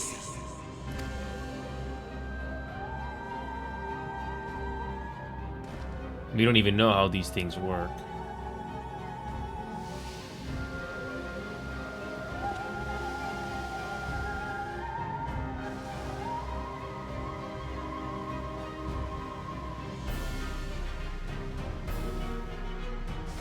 Yep.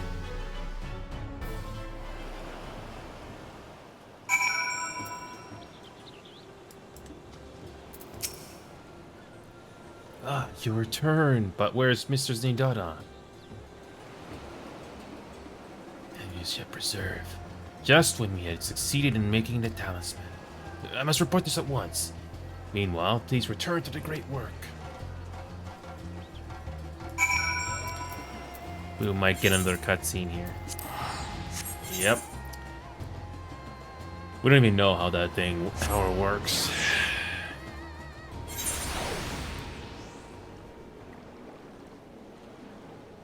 We get another cutscene here.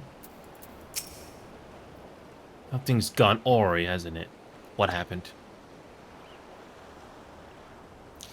So it was from Daniel after all. Damn. I'm sure you wanted to do more, but you were right to return here first. We must tread warily lest we endanger Nidhada and the other captives. Yes.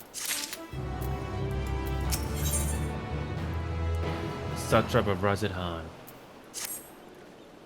First, we must inform everyone of the situation, Nidhada's colleagues included. I'll call them together for a gathering, but I think it would be best if you were the one to explain.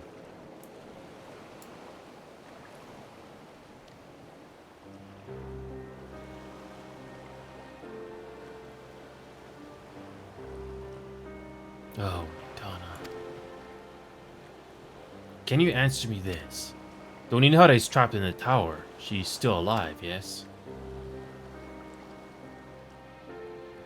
Then we must make warding scales, as many as we can. The prototype works perfectly. This Nidhada proved at peril to herself. So let us make more scales, that she and all those who were taken might be saved. Aye, as alchemist, this is how we will help win the fight.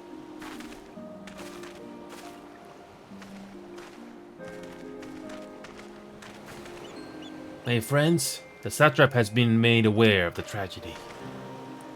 He offers his heartfelt condolences and reiterates his pledge to provide you with all that you require. To that end, he bade me give you this link pearl, that he might personally discuss the production of the warding scales with you.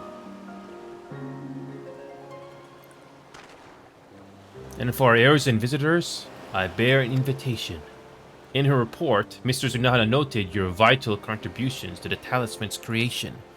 This fact came to the satrap's attention, and in recognition of your deeds, he wishes to meet you. In addition to thanking you in person, he will also discuss further avenues of collaboration. And so, if it is agreeable, will you not accompany me to Razadhan for an audience with His Excellency? We should be honored, of course. Closer cooperation between our lands can only be the benefit of all. Then it is settled. Please come to the gates east of the Giant's Gull grounds, and I will show you into the city. Yep. I mean, it's not completely surprising what happened with Nidhana, but... Oh, we gotta go all the way there. Yep, we gotta make our long way over there.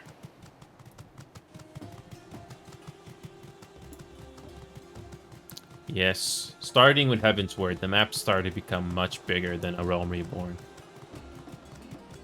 I think in A Realm Reborn, there was no such thing as, you know, flying mods being considered, I think.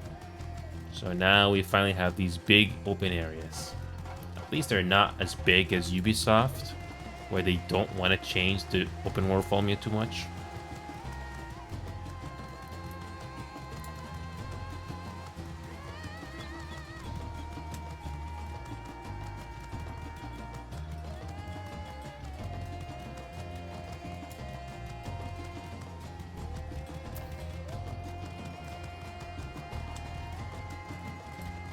Okay.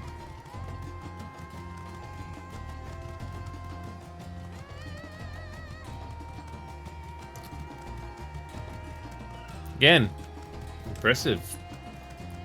Impressive looking areas. Can't explain it into words exactly, but it's interesting. Wait a minute, are those Dalmels? Yep.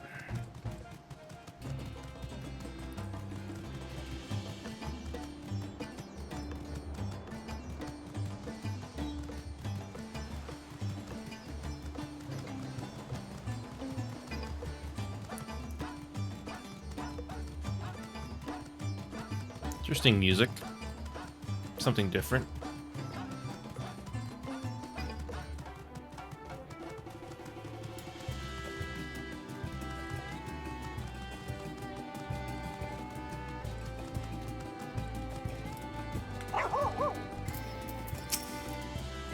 When last I visited, the city was brimming with life. I expect the towers dampen the mood somewhat.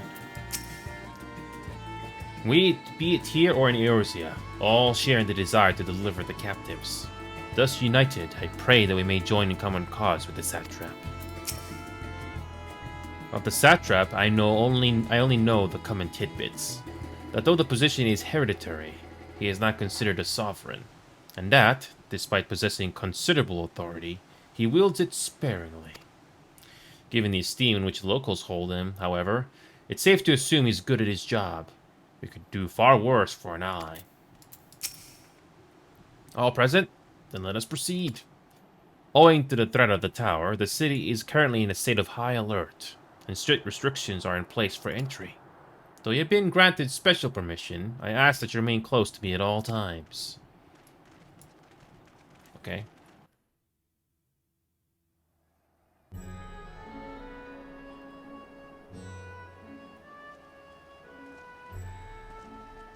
A vast rock squats upon Thavnair, and to its stony surface clings the city of Radz-at-Han.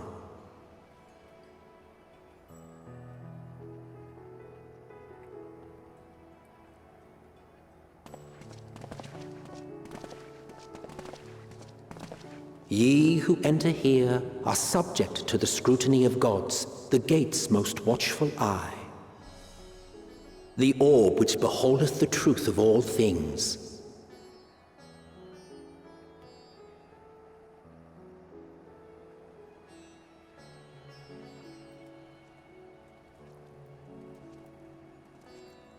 Pass beneath its hot and piercing gaze, bearing down like a second midday sun.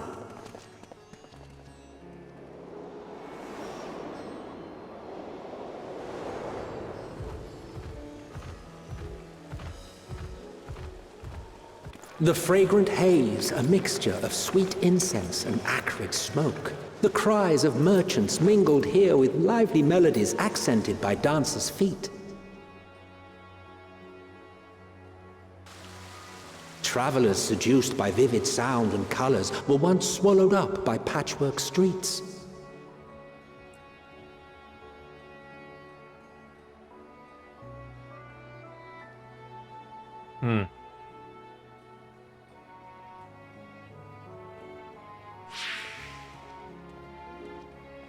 But no such scenes to savor now. To what somber present does that divine eye bear witness?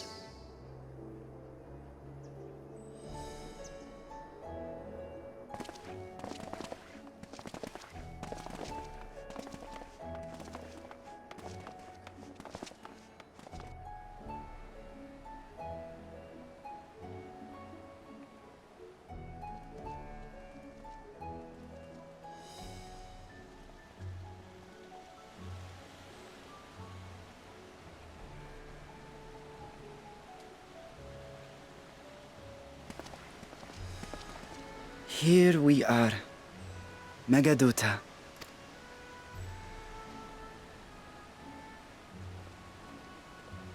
It seems a shame to bring you here directly.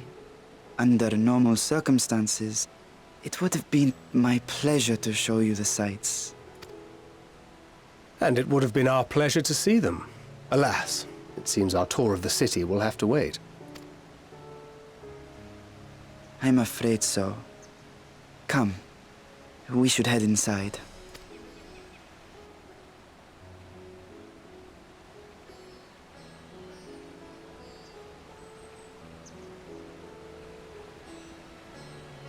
So, this figure.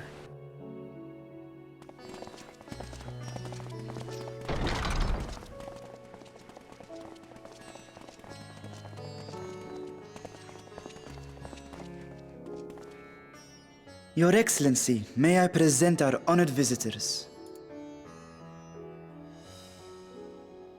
Ah, splendid. Most splendid. Allow me to introduce myself. I am Ahawan, satrap of Radz-at-Han. Our alchemists tell me your assistance was invaluable in the creation of the warding scale. Such deeds ought to be recognized in person. Thus did I have young Varshan convey you here forthwith. On behalf of my people, may I express to you our sincere gratitude. Not everything went to plan, as you know. I assume you speak of Nadana. A regrettable incident indeed. Her colleagues insist that we honor her wishes and trust in the talisman, that it will be instrumental in saving Nadana and the others. I am eager to hear your opinion on the matter, so let us not stand on ceremony. Come, sit. I think not. This charade has gone on long enough. Show yourself. Ooh, Estanian can see through this rod. Forgive me, but were you expecting musicians, perhaps? There are no performers waiting in the wings at present, but arrangements could be made if you'd prefer. Nay, he hath the right of it. The time for artifice is past. Raise the curtain. As you wish.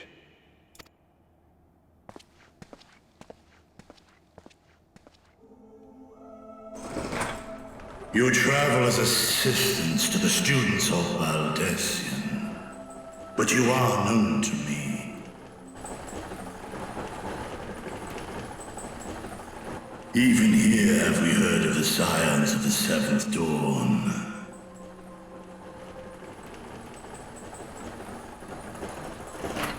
I am Vritra, and for years uncounted hath this isle served as mine abode. Vritra, of the first brood, sibling to Hraesvelga and Nidhogg. Aye, mine elder brothers, of Midgard Sorma's spawn, I was last to hatch. Well, isn't this a surprise? We were told Radzat Han had an alliance with a dragon. Not that a great worm sat in the satrap's own hall. A necessary subterfuge, as the true tale of our nation history illustrates most effectively. In the beginning, the rock upon which our city is built was home to Vitra, and Vitra alone. In time, the ancestors of the Matanga came to the island and established a foothold. But never did they dare disturb the worm's lair. Next to arrive were the Aura. Adopting the example of their Arkasodra allies, they too treated Vitra with reverence and respect. And for many years, an understanding between our forefathers and the Great Worm endured. Until marauding heroes from the mainland came, threatening to shatter our peace and tranquility, when it seemed all would be drowned in blood. Vitra himself came forth and quelled the rising conflict. A peaceful accord was reached, and oaths sworn in Vitra's name. Thus began the dragon's governance of the fledgling state, which was to grow into Radzat Han. But if Vritra is still here, then your position as satrap is just... A charade, yes. And one which my family has performed faithfully for generations.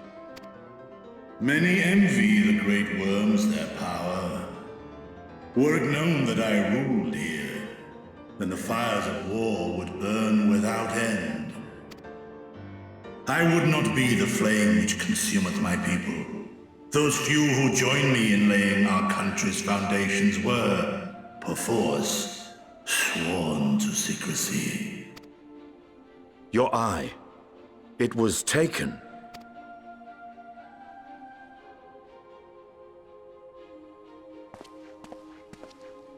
"'Tis here, buried within the semblance of flesh. The body before thee is but a simulacrum, constructed by the finest artisans of Radzat Han. With mine eye nestled within, it doth serve as an inconspicuous vessel for my will." That explains it. Ah, that would explain why I felt the presence of a dragon upon our first meeting. I am woven with wards fashioned to deceive such arcane senses. Though 'twas short-lived, it seemeth thy fusion with my brother hath left thee much altered. Estinian warm blood.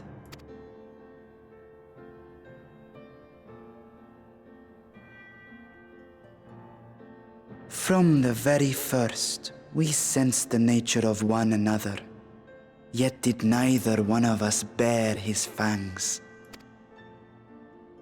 That is all I need know of thee for now.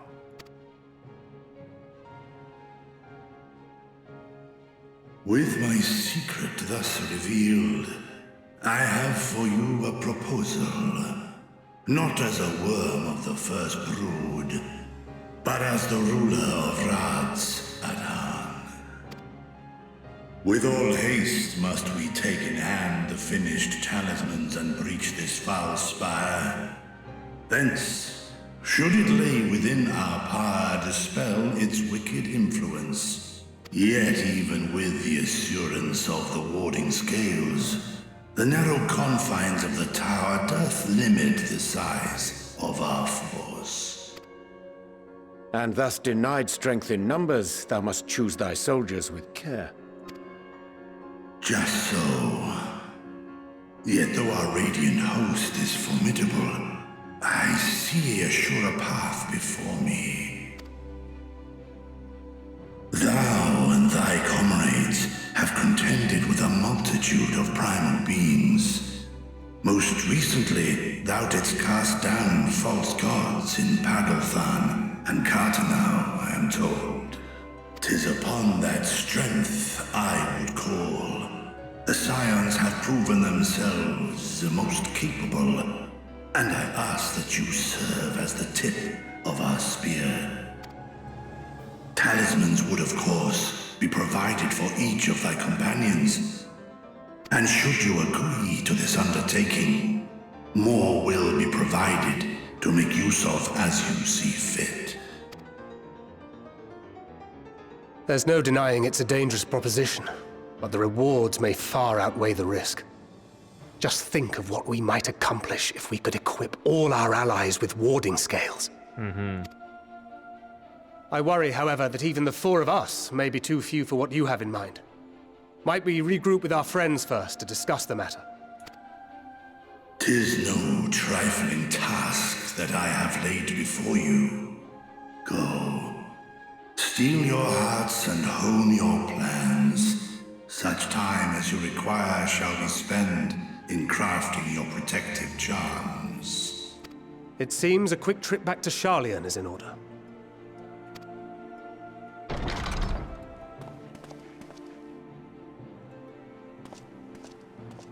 Wilt thou not lend thine aid?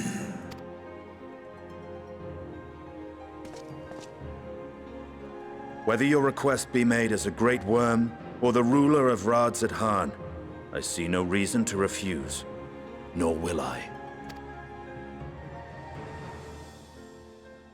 I am in thy debt.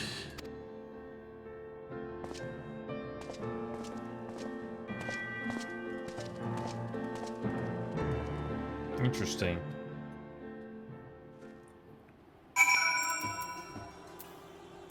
So can we walk through here or no? Yep. That we should encounter one of the first brood in such a circumstance. Yes. If our course of action is decided, let's not tarry. That meeting took a rather unexpected turn, but we now have a clear objective ahead of us. Let us rejoin our comrades in Sharlayan and muster a suitable crew for a foray into the Tower of Zod. Oh, and if you hadn't already done so, be sure to attune to the Aether right here before departing, unless of course you enjoy violent nausea.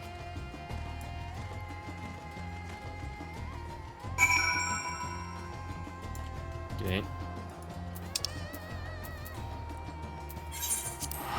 Okay, here we go.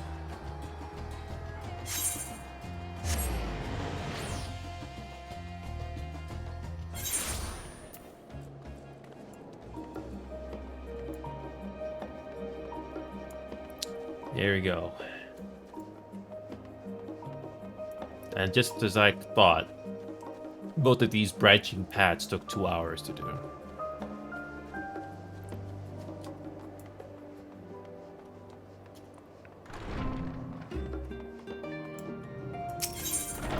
We get a big cutscene here in the end? I hope so. Vitra and his alchemists have prepared us for our foray into the tower. What we may accomplish within its twisted halls remaineth to be seen. That Arcasodora language and Telfroy change doth forewarn us of the nature of our foe. This the gods of Tavnir who will be summoned to thwart us. The conflict between Nidhogg and I is in the past, and though they were brothers, it has no bearing on my view of Vitra. Above all else, he's a leader of men, not an enemy. He would hardly dedicate his life to this endeavor if he bore our kind any ill will. Just as I was getting used to Balmy Thavnir, back in chilly Charlayan, they care not to catch your death, eh? We need you for the battles to come. Now then, everyone appears to be here, so let us take stock of all the developments and discoveries. Yes. In the dark of the tower. Level 81 finally. Here we go. Since there has been progress in both investigations, shall we share the findings from our respective locales? Yes.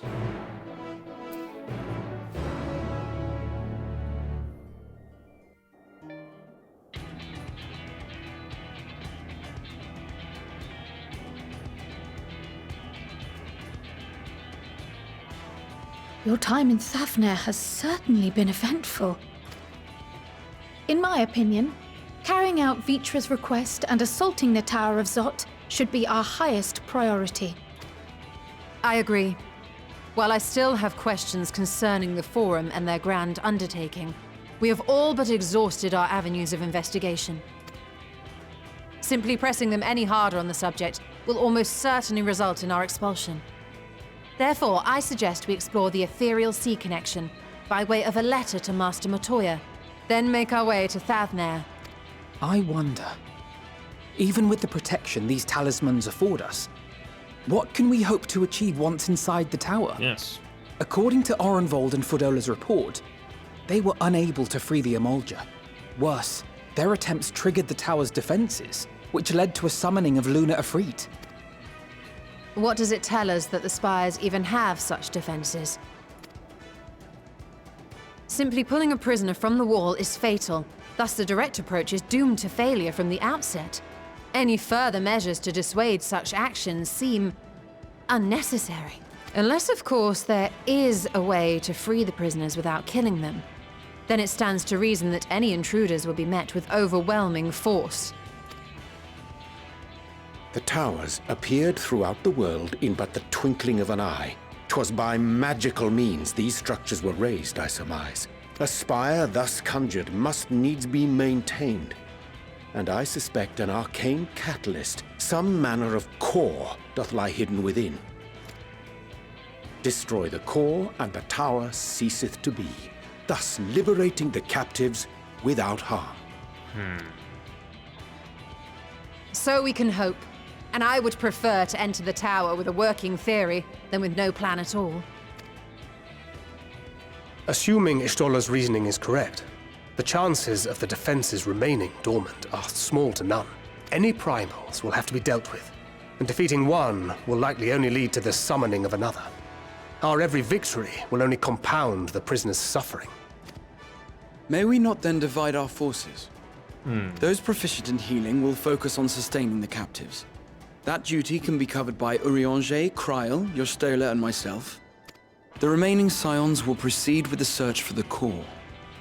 Admittedly, this strategy puts both parties at greater risk, but it should bolster our chances of saving the Arcasodora by a considerable margin.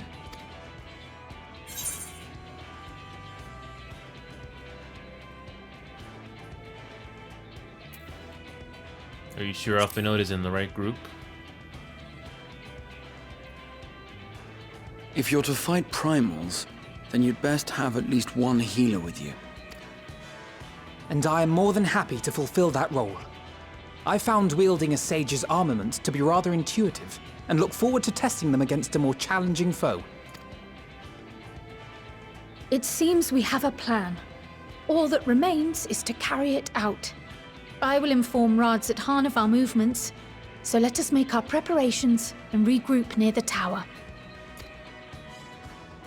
The military post in what's left of the Hamsa hatchery should serve as a convenient staging point. That sounds perfect. And remember, the experimental aetheryte at the confluence is there for those who need it, so there's no excuse for being late.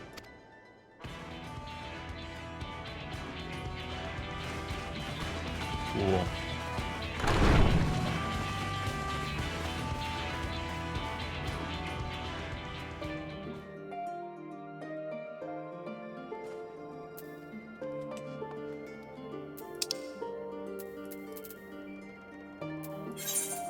Sure.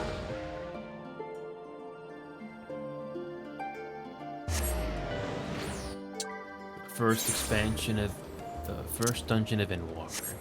After all these years.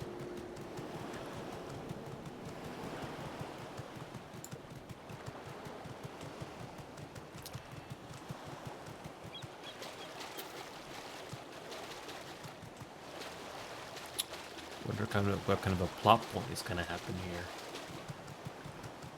In just 4 hours or so, we finally experienced level 81 of this expansion. 4 hours. Okay.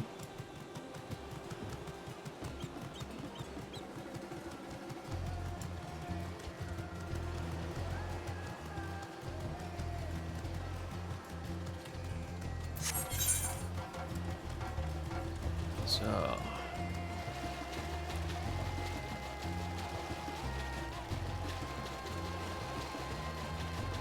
I wonder what kind of interior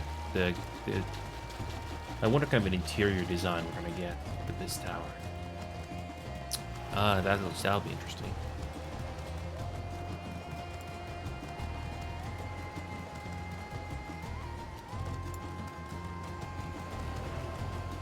Okay. Too bad there's no teleporter here, but oh well.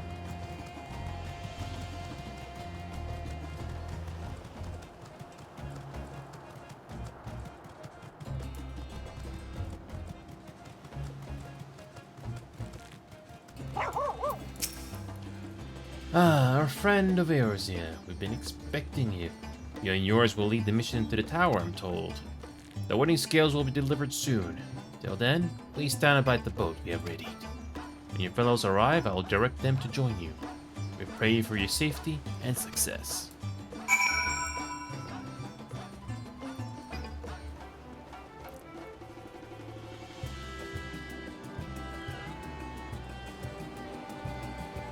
So, how'll this go?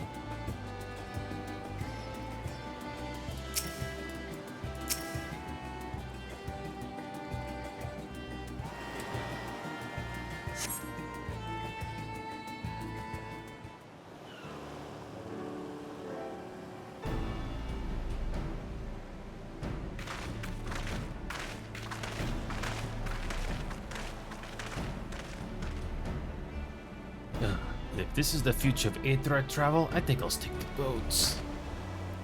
Aye. No warning.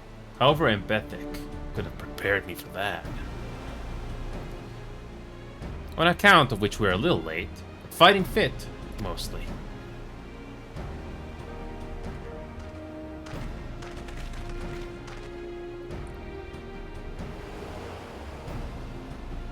My friends, permit me to thank you for accepting this mission. You must be... we should still call you Varshan, I suppose. Indeed. We would not do to confuse our soldiers. Very well, then. For our part, we are humbled that you should see fit to entrust us with your rewarding scales. Please convey as much to His Excellency.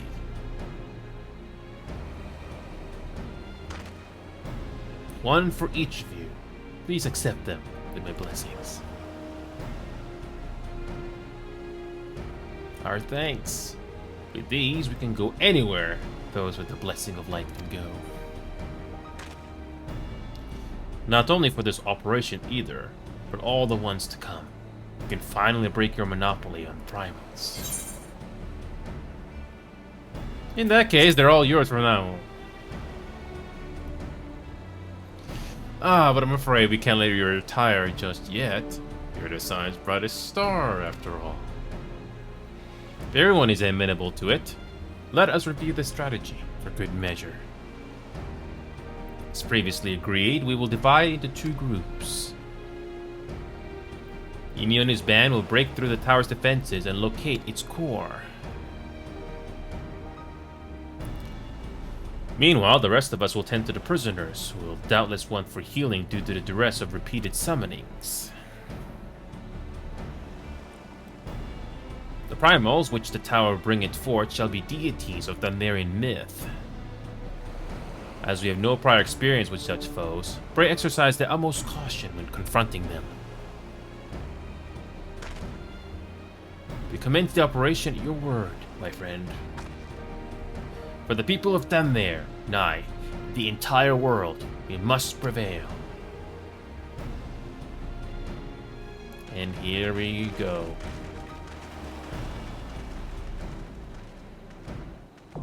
The Tower of Zot. Here we go. Okay.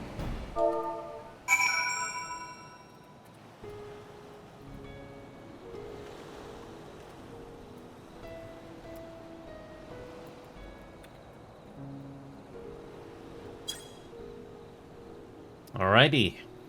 Finally, the first dungeon of Endwalker.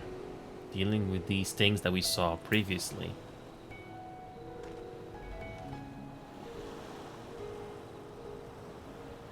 So,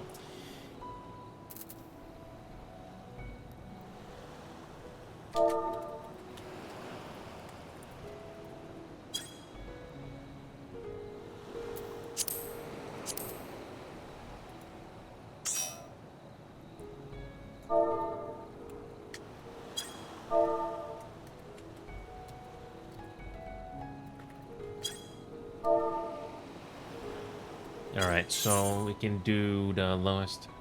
Alright, the lowest XP thing we have. 703. Okay, we can do ninja right now.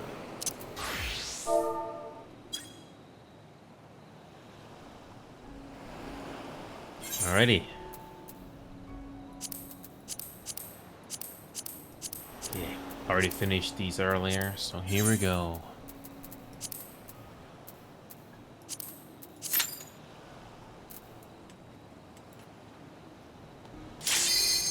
There we go. The Tower of Zot.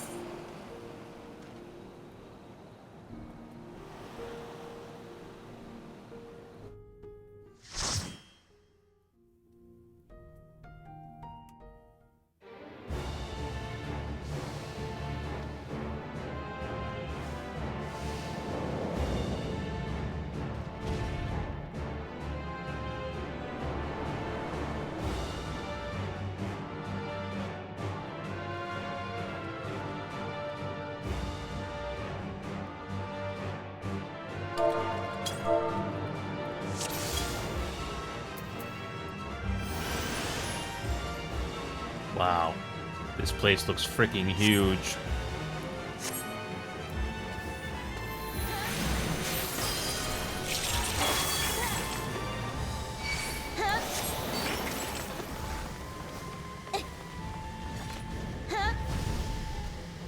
There's Nidhana, right at the very beginning. Yep. Didn't forget.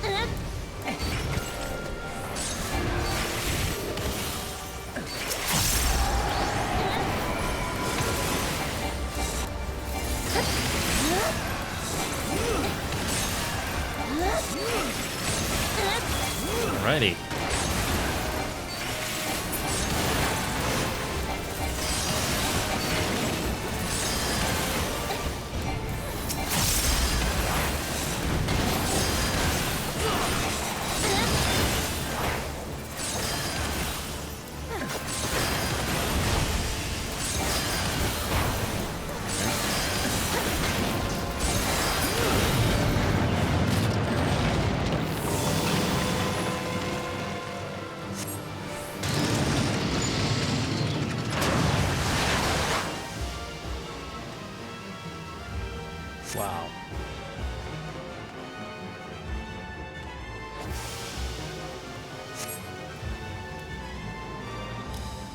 Not much to say here, really, but it's interesting. It's interesting how they design these dungeons. It may not seem like much for some people, but as an adventure, or going for the first time, it's already interesting.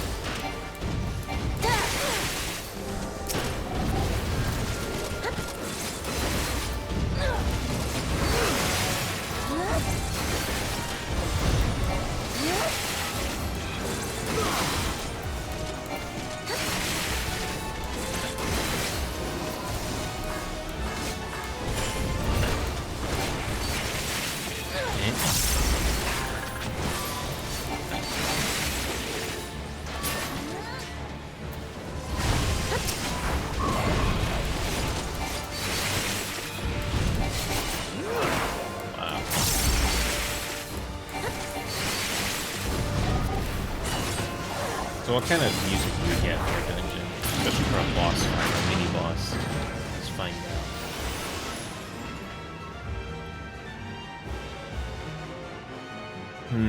Never seen that before.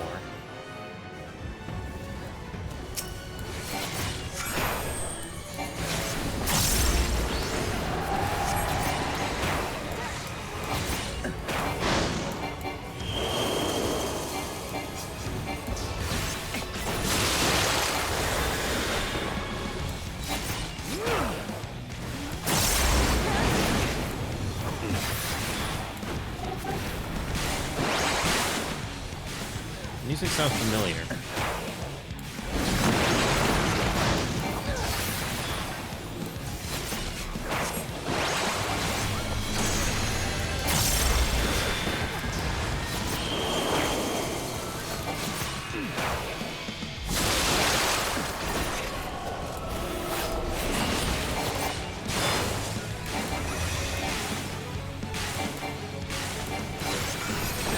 Okay.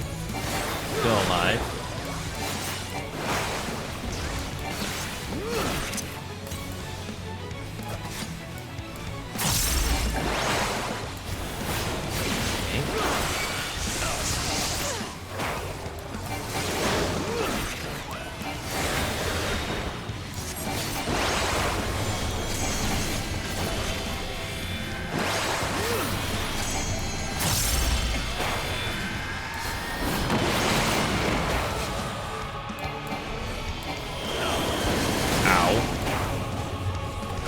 I like the boss style of that music here. It's from the basic expansions, but I don't know the song right offhand. Cool.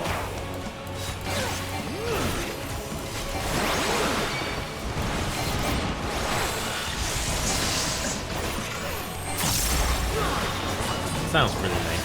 It's nice to compose. It's well composed, that's what I meant to say. Yeah, it sounds interesting too.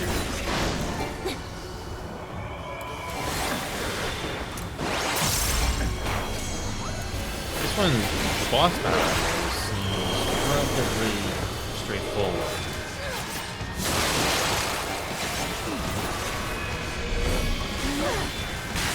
Okay, all you do is just go into this one safe spot and you're fine. Okay. Once you get the hang of it, it's not that bad.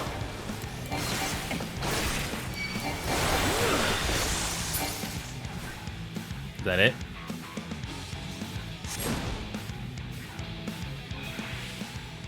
Oh. Okay.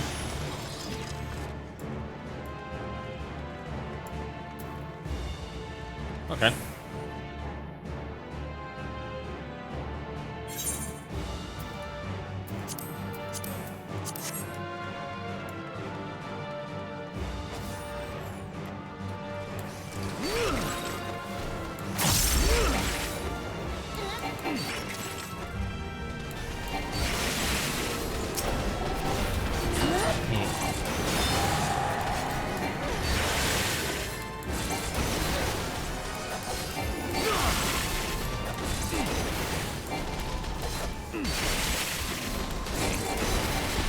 I don't know what kind of a plot point we're gonna get with this.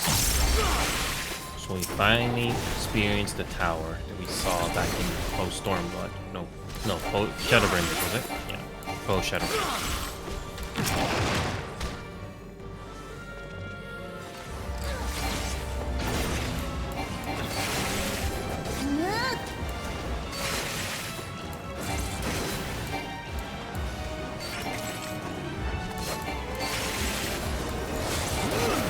Okay.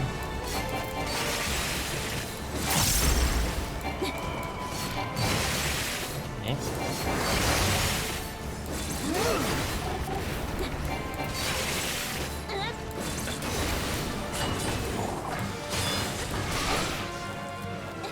Oh. Oh, I got stunned. Whatever. Thought I was losing internet connection. The servers for this game were acting up again. Cool. Yeah, I'm getting stunned again. Oh, there we go.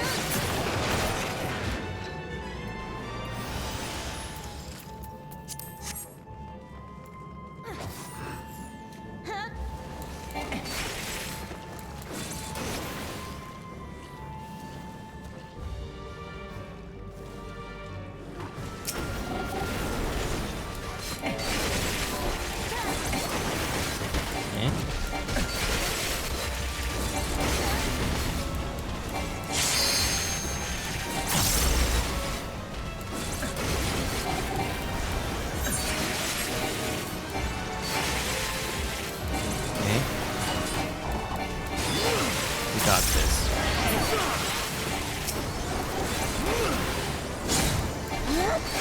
Got it. New enemies.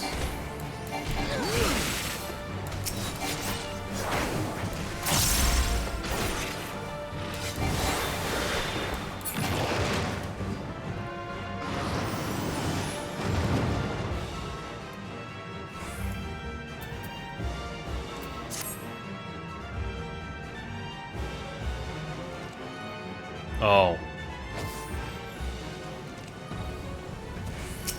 These three gods have been taken. Lovely.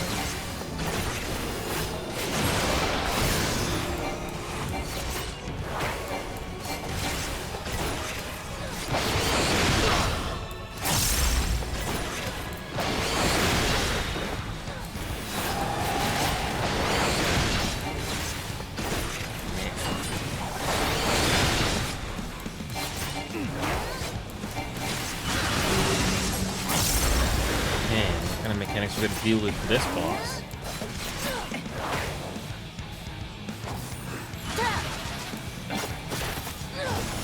Okay.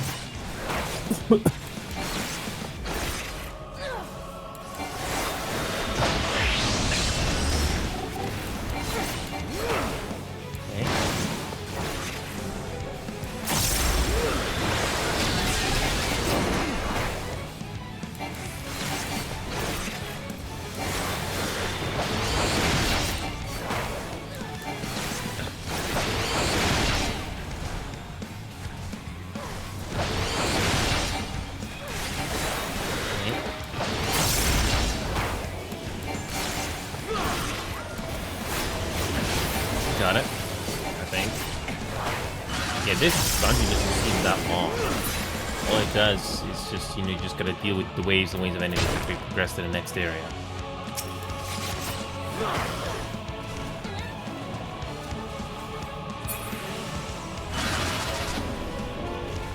Oh yeah, if you didn't know that, you'll probably die or take too much damage. Usually just follow the lead of your group and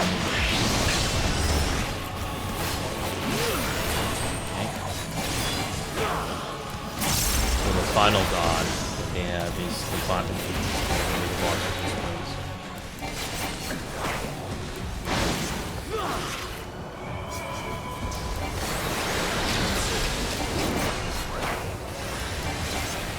Okay. Of course, it takes damage for this boss.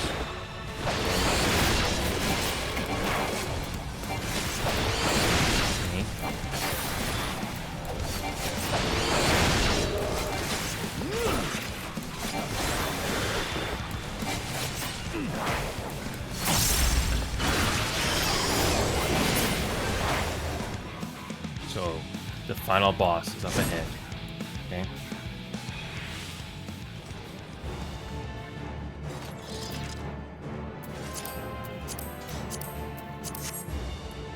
So the tower, the top of the tower. Oh boy.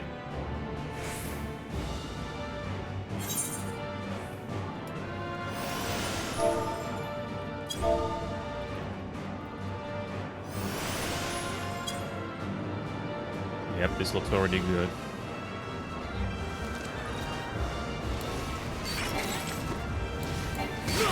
Wow.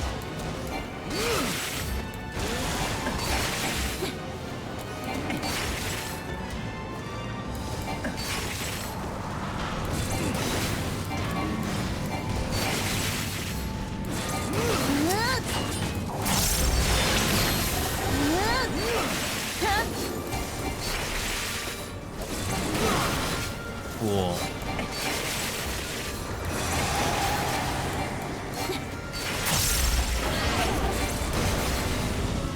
Yeah.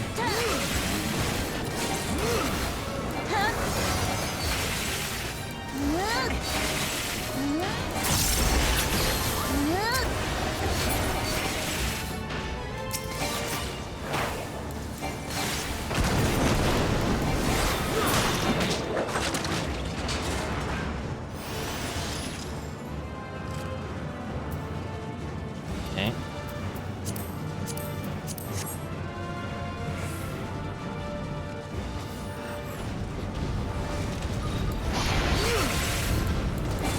Yep. All these hideous monstrosities are all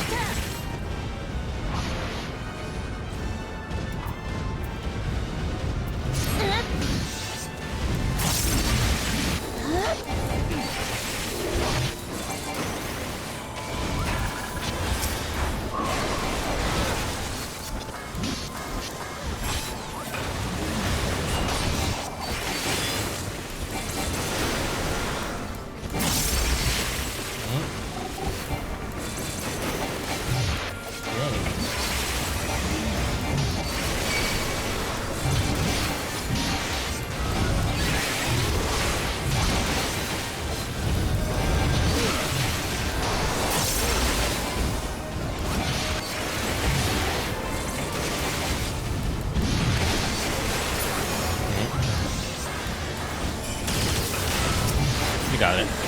We got this.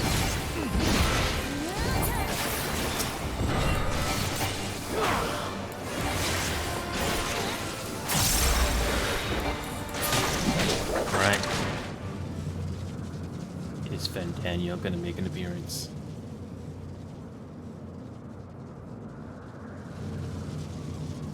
No matter the cost, we must protect the tower.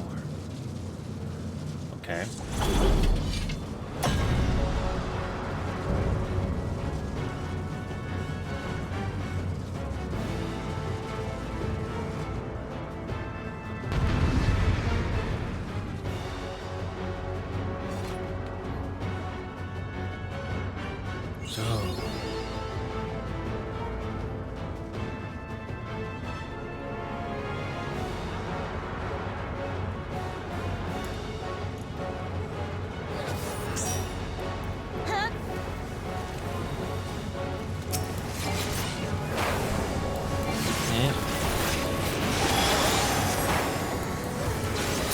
How is this boss gonna be dealt with?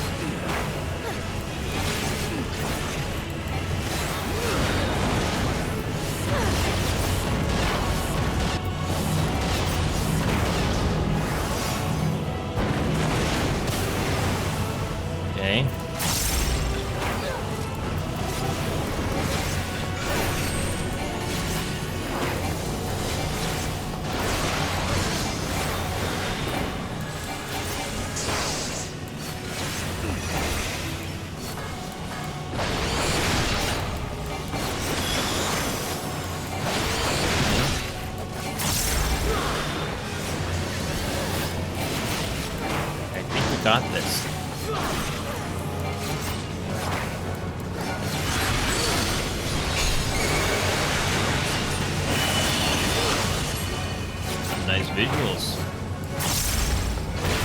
Alright.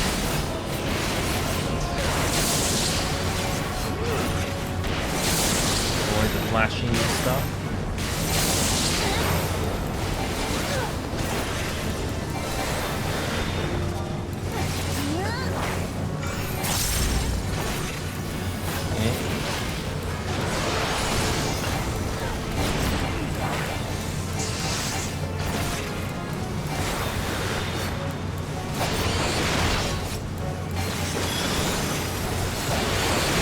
Oh, we lost our healer.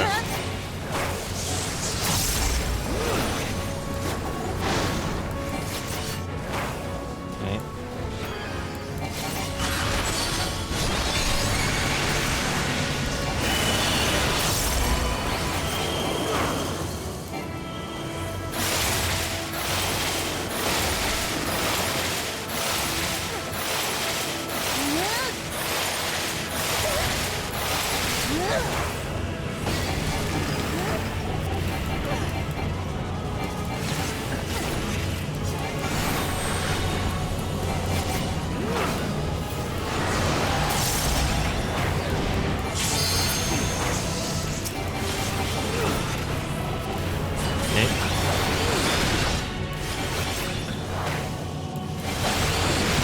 There's one down, but...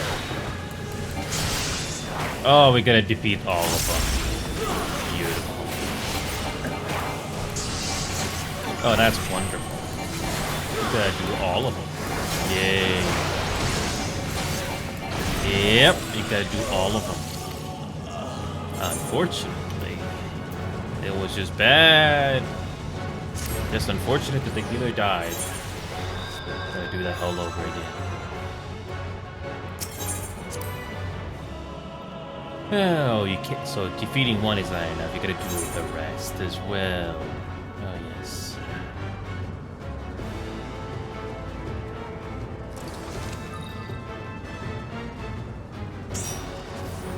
We're gonna do that again.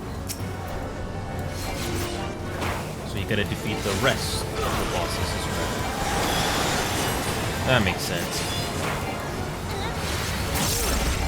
So it's not just this one. The rest as well.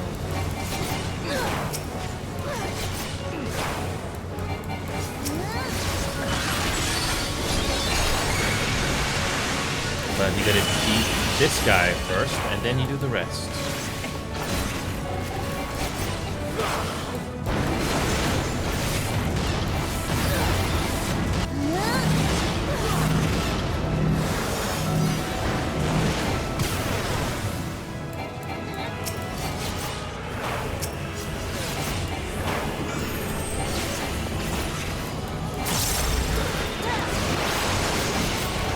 We didn't have a, don't think we have a DPS or something that can revive.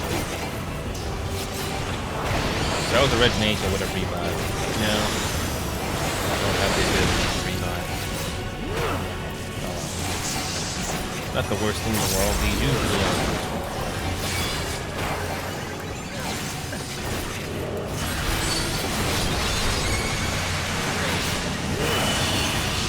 Beat one of the sisters and then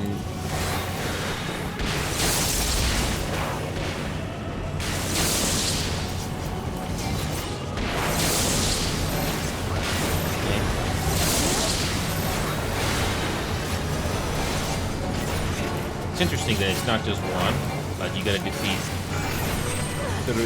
three of them. Okay. One of the biggest gaming sins, in my opinion, is when you have some bosses that are huge health sponges. Like, they go on way too long. But this one doesn't feel too long. It's just long enough. It's not too short and not too long either.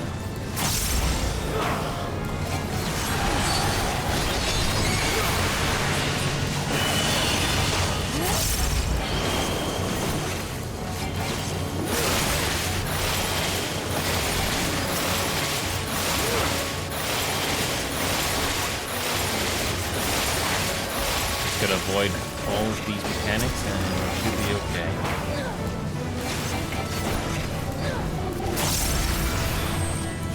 sisters, and you gotta do good at it. Okay. A little different. Okay, now you gotta do the rest.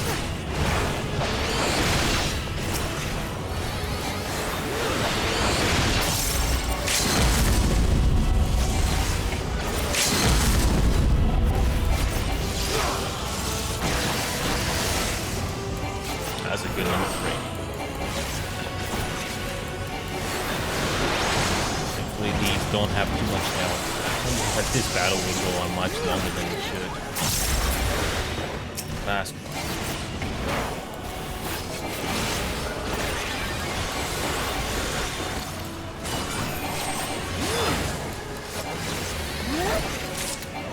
Sweet.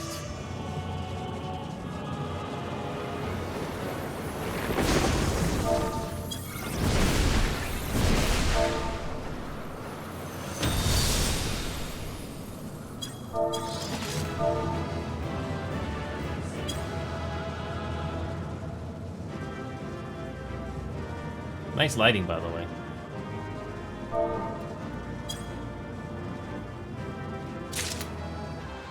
Oh god, I don't want the loot. I do not want the loot. Of course. Yeah, I don't want the loot, so I gotta desynthesize it.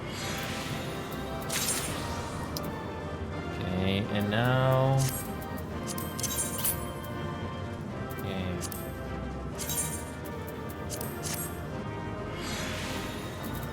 There you go. So, what's gonna happen now with this tower? This will be interesting.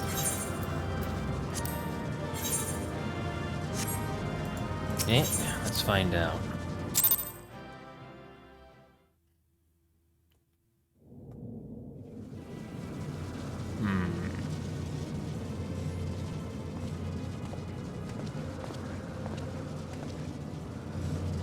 Is everyone all right? So far, yes. We fortified the captives with what magics we could. Have the defenses been disabled? All appears quiet for the moment. A little too quiet. Where's Fandaniel or Xenos gonna make an appearance? The lower floors were disturbing enough, but this place feels wrong. The ether is heavy and thick, like wading through a quagmire. Yeah. I believe we stand in the tower's beating heart. What sayest thou, Ishtola? Or is there a twist to this? I see it. Ether siphoned from the land runs up through the spire, flowing to a single point. This is the core we seek. Yet something is off.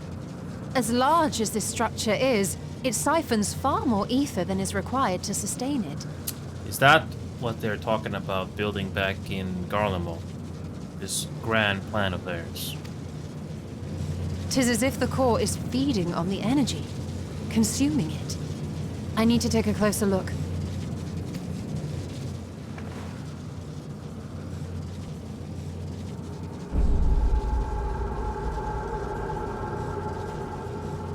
Curious.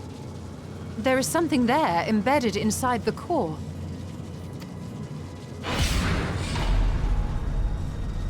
A man's limb.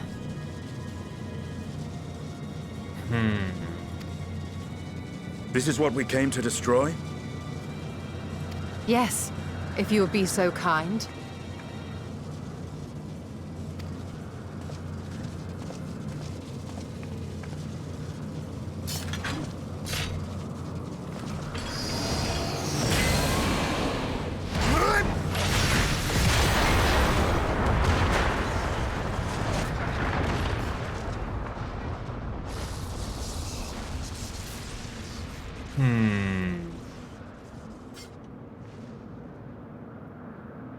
And that should be the end of it. I don't think so. What now? The whole tower's collapsing now because of the core. My theory that the tower might come crashing down following the core's destruction doth appear to be correct. Yeah. Bully for you! And how are we supposed to survive the fall?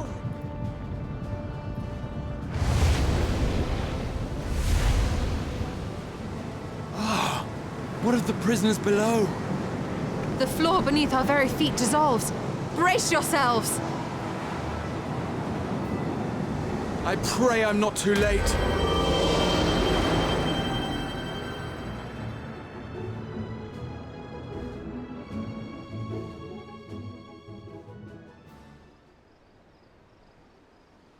So the whole thing just disappears.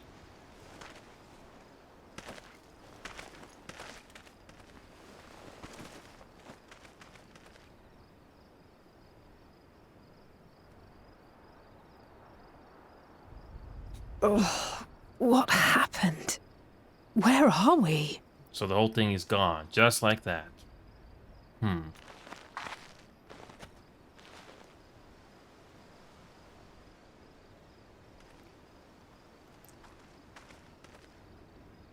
By my reckoning, we're still on the island where the tower stood.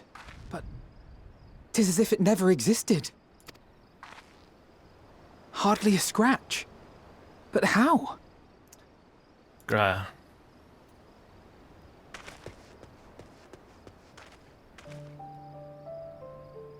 Yep. Graha wove a levitation spell at the last moment. Large enough to catch everyone, it would seem.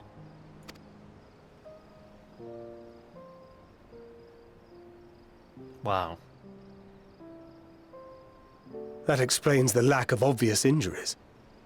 But probably took a lot of energy for him to do that. The expenditure of so much ether has taken its toll.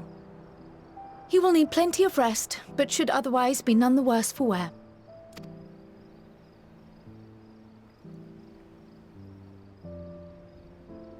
Then the immediate problem is what to do with our new friends here. They'll be much changed for their time in the tower. Even if their bodies are intact, I doubt we could say the same for their minds.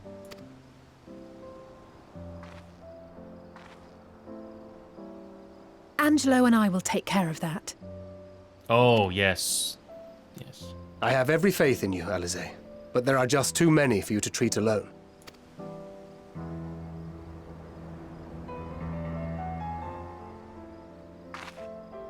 We'll send at once to Eorzea for more Porksies, and call on the local mages to lend a hand. Hail, Scions! Oh, perfect timing, Barshan. We were watching the tower when it simply disappeared. What happened here? It's like it never existed. The threat is banished, and thy people delivered. They are, however, in need of treatment, and we of a secure locale and helping hands to assist us in its provision. Very poetic of Orion. But yes, what Istor said earlier, a man's limb. Wonder what that's about.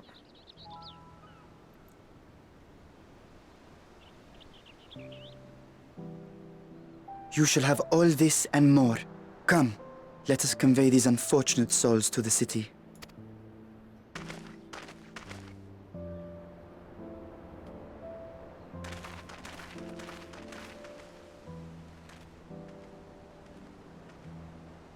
So, where's Fandaniel?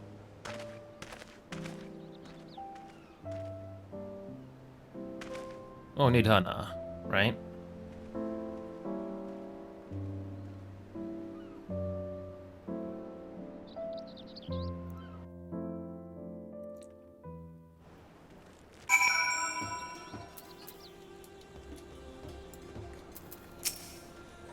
Phew. Carrying all those Matanga may have been the true struggle.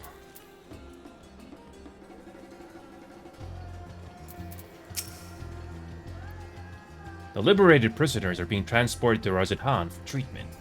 Alize and Ishtola will oversee the administration of the tempering treatment, with support from those who know a healing spell or two.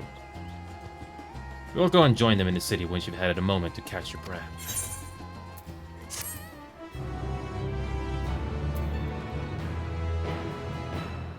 Okay.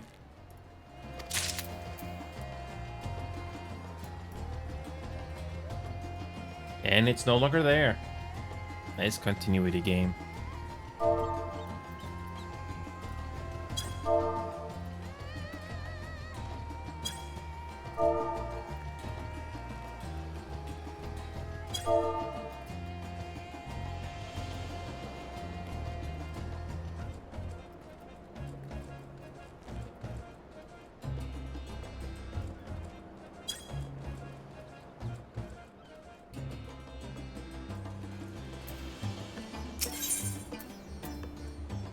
The Jewel of Debnir.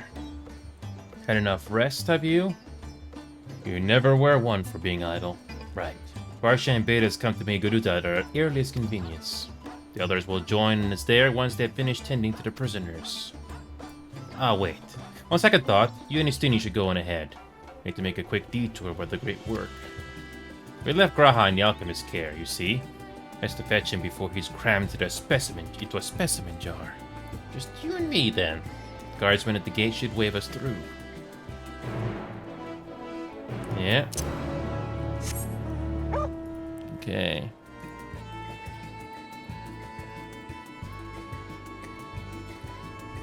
Alrighty.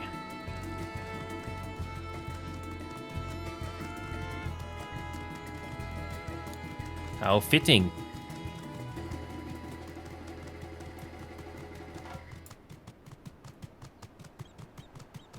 Okay.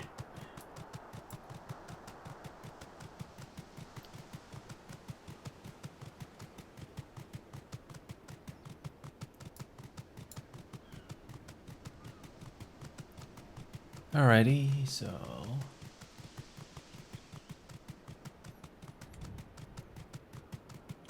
Okay, let's keep it going.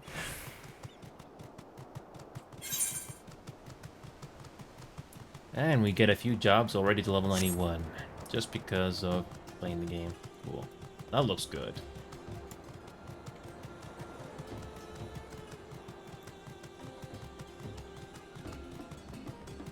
Can finally go into the city.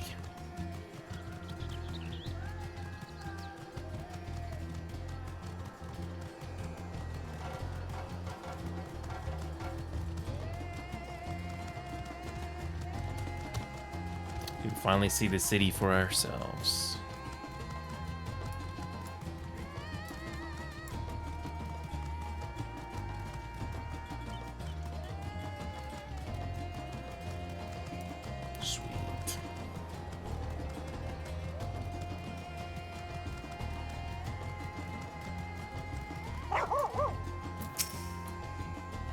The tower gone, I expect that the state of alert will be lifted.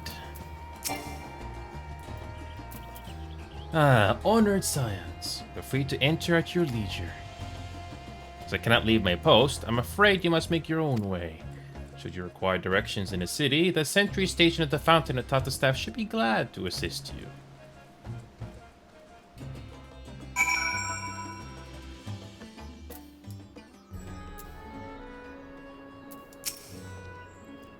Though I have been to Razadhan before, this place is a veritable maze. Rather than risk getting lost, we'd best ask for direction from the sentry at the fountain. Lead the way, and don't expect me to ask as your tour guide like certain others. Yeah.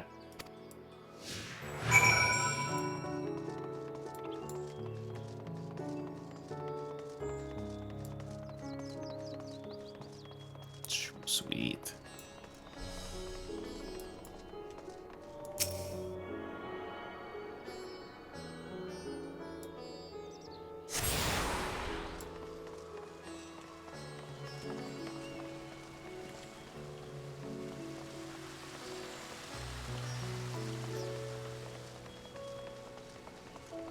You know what this place kind of reminds me of? That Dalmel stage from Street Fighter 2. Probably not a coincidence.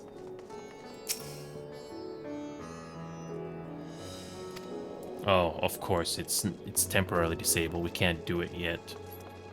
Of course.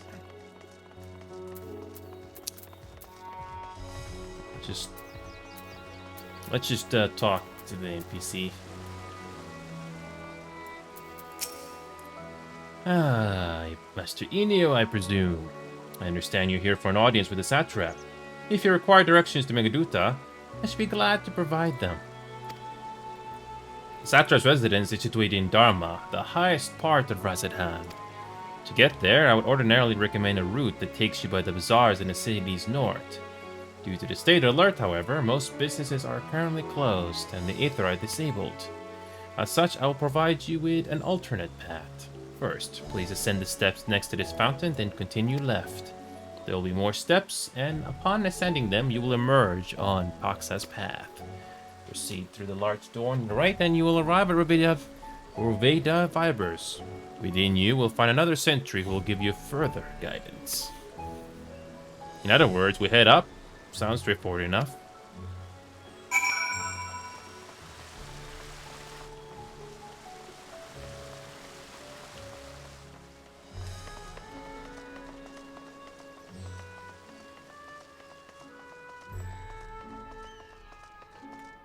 Wait, we missed something. Or did we?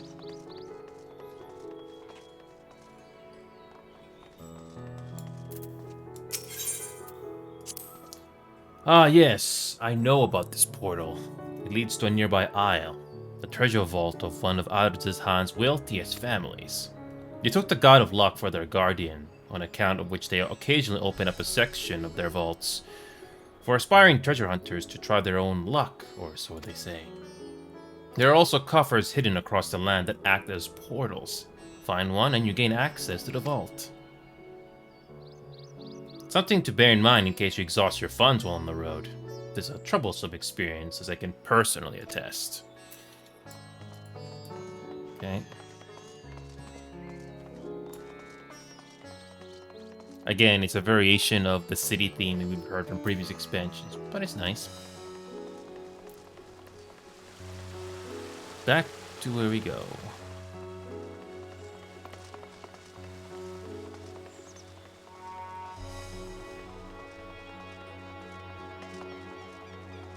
And we can go through this door, yeah? Okay. There we go. Heading to Megaduta, are you? In that case, please follow this hallway to my right and go to the door at the top of the stairs. You'll emerge at the entrance to the airship landing, where another sentry should be on hand to assist you. Incidentally, if you ascend the steps to either side of me, you'll find the workshops of Ruby the Fibers. So you're free to observe the artisans, take care not to lose your way.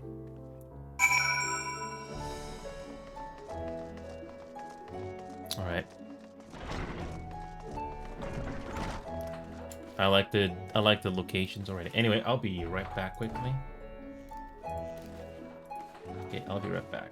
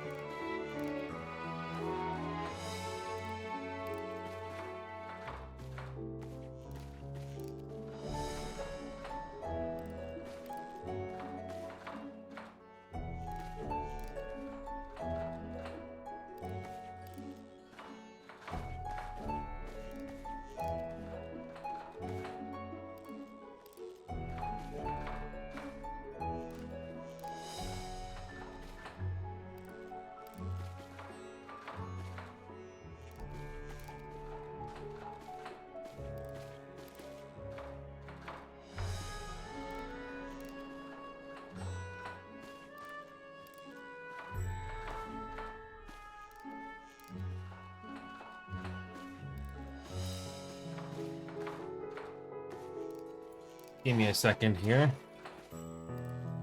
Hopefully we can get this thing unlocked here in a moment. Hold on. Okay.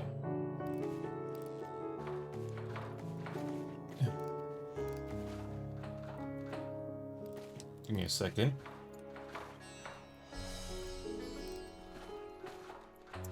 Alright, one sec.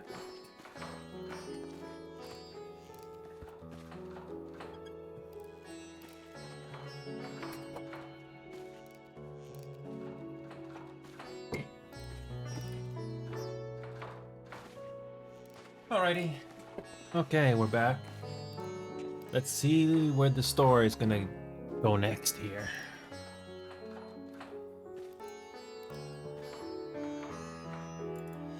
Cool. Still going. Okay.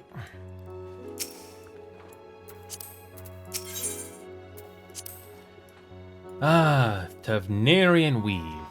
Hard to imagine more vibrant stuff. I dare say Imric would be partial to the gold thread. And the blue, of course. He loves his blue. I never put much thought into what I wear. A spare set of clothing is usually all I carry. And if that isn't enough, I can always obtain something locally.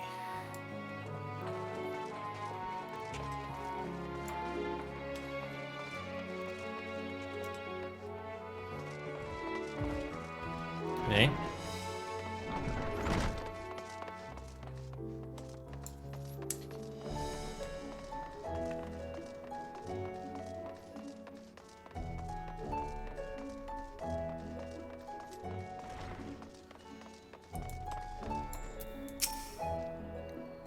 If you're here for an airship, I'm afraid all flights have been suspended until further notice. So the state of alert is still in effect. Perhaps it's for the best. That aside, we are not here for an airship, we have business at Megaduta. Oh, in that case, permit me to direct you. From here, it's quite simple, really. Ascend these steps and then continue straight ahead across the bridge. You cannot miss it.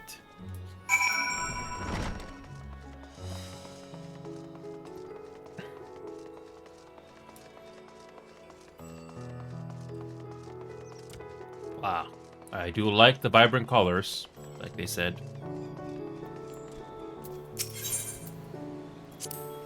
I remember passing by here in Farshan. The situation being as it was, he regretted not being able to show us the sights. Life has yet to return to normal here, but when it does, gotta pay another visit. Though the city is confusing, the food is quite good. I'm partial to Hamza myself. The meat's surprisingly tender and flavorful.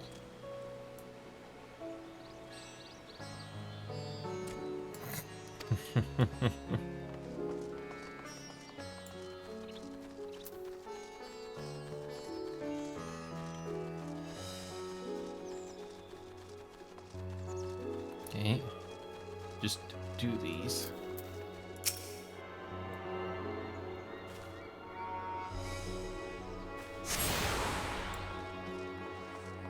Okay.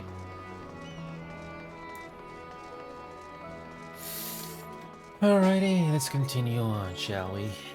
Let's do it.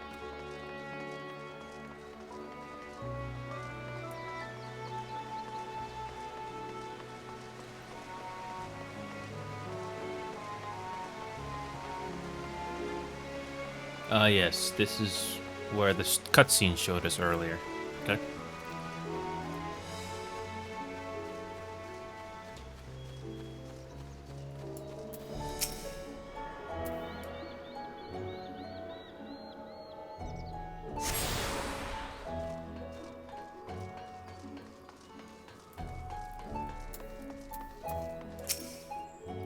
Greetings and welcome to Megaduta. May I inquire after your business?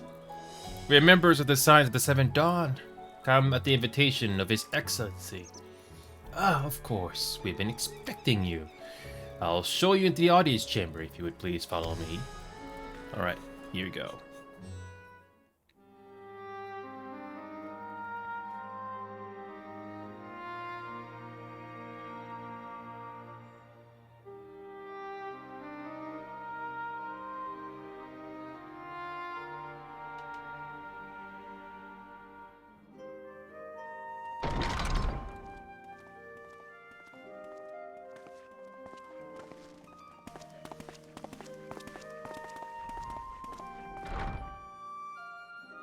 Are we the last to arrive? I hope we've not kept you waiting. Not at all. Your comrade is feeling better, I trust. Much better, thank you. Harness remedies are certainly potent, in more ways than one. One becomes accustomed to the taste, although I hope you never have cause to do so. Pray, take your ease.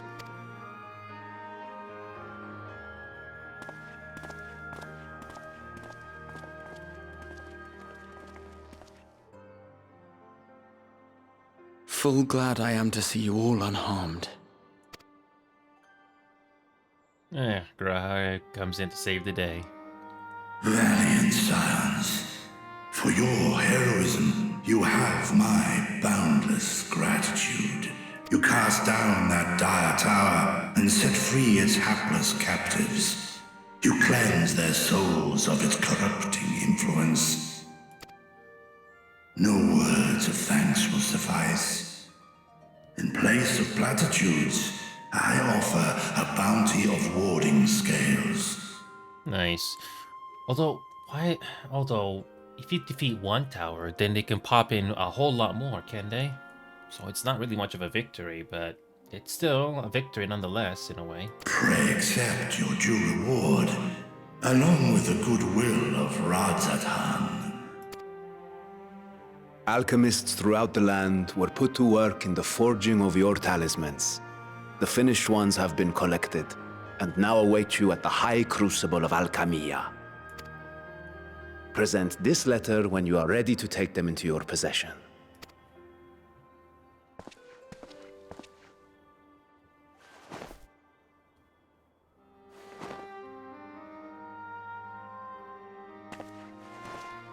We are humbled by your generosity. Know that the inventive wisdom of Radzat Han will be vital in restoring serenity to our star.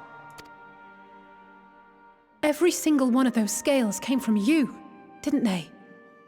You must still be in such pain.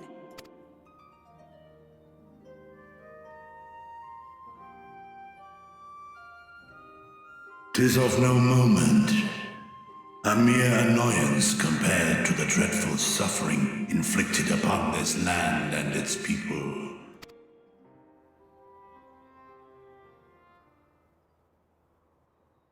Albeit brief, my involvement in the Dragonsong War afforded me a glimpse of the myriad sorrows which consumed both dragon and man. Though you were half a world away, such tragedies as befell your kin must have affected you deeply. And yet, you chose to live among men. In the age when that conflict first bloomed, my choice had already been made. In some distant place, man slew dragon, and dragon slaughtered man. Yet no hate could I muster for those smiling faces which did look to me for guidance. Not even my brother's righteous rage could rally me to his cause.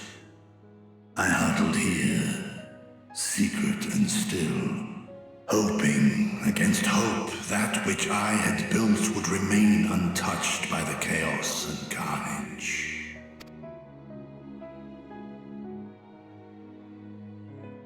'Twould seem we share the same desire for peace, great Vritra.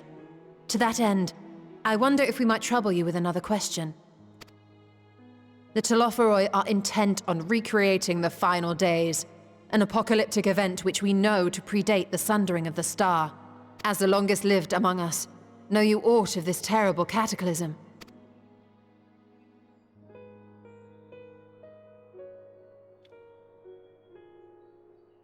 Nay.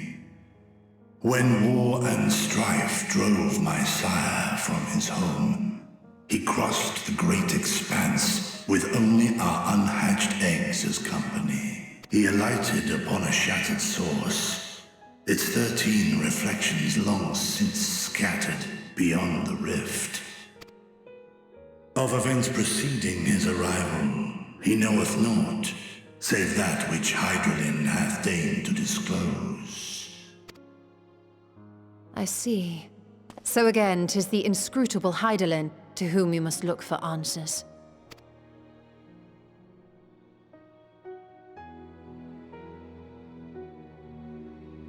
Seek you to divine the will of this star?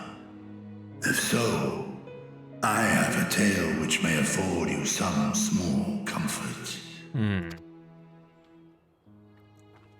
'Tis a story from my youth, many, many years ago. To my sire, I once posed the question, of all the stars in the sky, why didst thou settle upon this one? To which Midgardsormr did reply, 'twas the last bastion of hope. He believed so long as Hydaelyn endured, so too might dragonkind. Solemn and portentous were his words.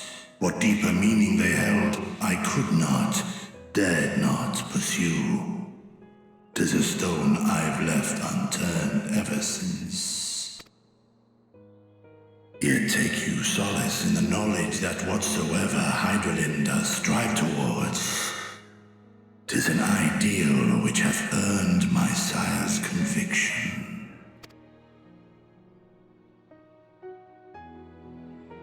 Thank you, Vritra.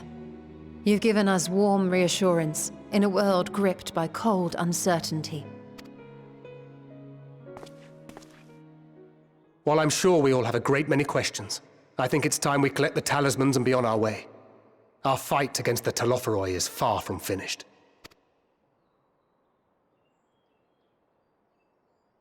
We must take our leave, but please do inform us if we can provide any further assistance.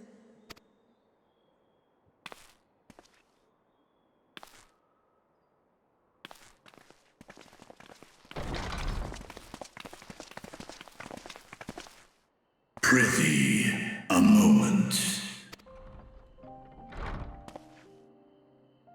There is one whom my sire hath judged worthy of honor and respect.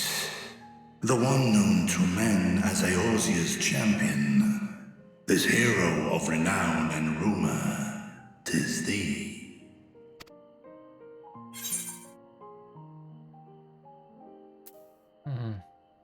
Edgar's in our cross paths, yes.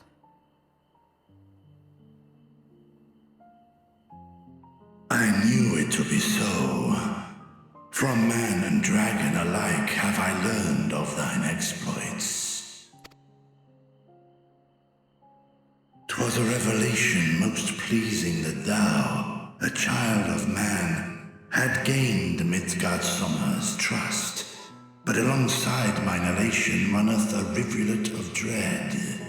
For upon thy life's reel wind too many threads of fate, power, weal enmeshed with woe. Amidst this tangled knot thou shalt know no rest. 'Tis an endless confluence of forces, a struggle without surcease. More terrible still is the attrition wrought upon thy companions, as they are swept up in the storm of thine existence.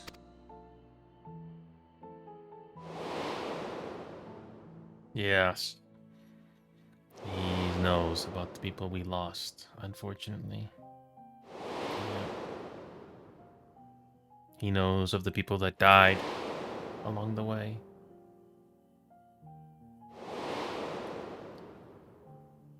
Wow. Takes you back all those years ago. All the characters we lost. Take heart and protect them well. They will be your strength and your salvation. The hope thou wilt need come the end. Yep, so he knows. Even cowering behind my curtain, I know the suffering of the powerful. I have watched my siblings driven mad by loss. Thus do I exhort thee to spare no effort to keep thy loved ones safe.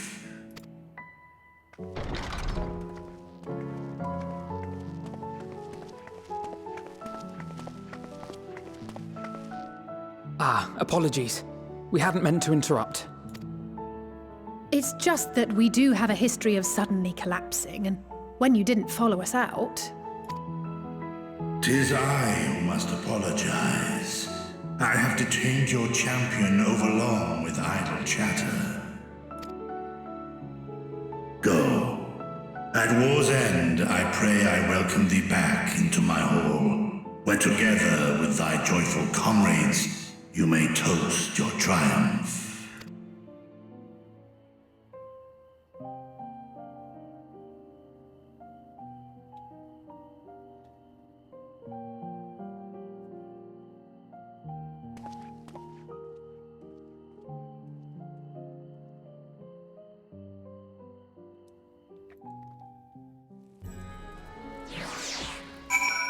Good on him. So he has been following our exploits for who knows how long. Our apologies again. Hope we didn't force you to conclude your conversation prematurely. Nope. So, what were you and Vitra talking about? Well, nothing? Very well, if you say so. The others have gone ahead to the High Crucible. Let's catch up to them. Sweet, another job leveled up finally. And be the bard now. The color of joy.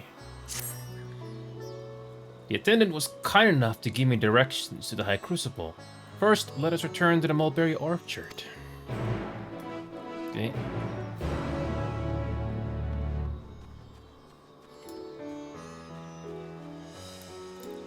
Yeah, let's keep going. Hopefully we can get that aetheroid unlocked finally, so it's easy to come back here.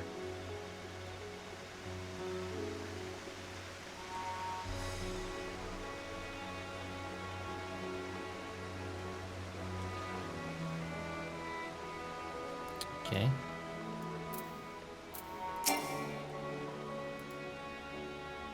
I understand the mulberries are for the silkworms, grown as stones thrown away from the settler's residence. It gives it the quintessential Tavneran flair, don't you think? From here, we're supposed to follow the path left and past the mulberries. Okay.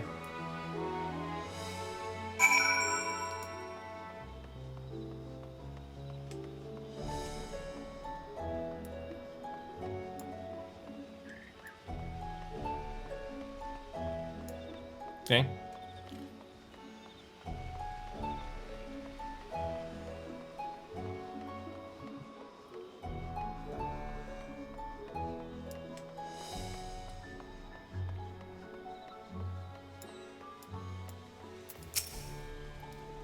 The word huge apparently means bind in the local tongue, and this district is so named because it connects all others in the city. If we manage to come this far, we shouldn't have trouble finding the Crucible, or so I was told. Where the street turns, enter the door straight ahead and descend the steps. I thought the Crystarium was confusing, but it doesn't compare to Razadhan.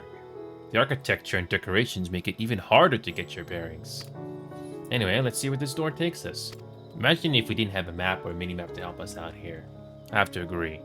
How much more difficult would it be just to navigate, just by visual aid alone?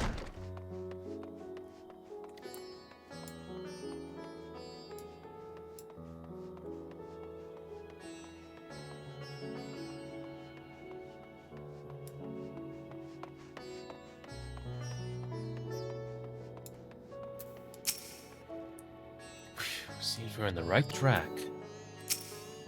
And here is the Aetheroid Plaza. So far so good, and there isn't much further to go. From here, we just need to cross the other side of the hall, then pass through the larger of the two doorways. The Crucible lies beyond. I suspect the others have already collected the warding scales. Come, let us join them.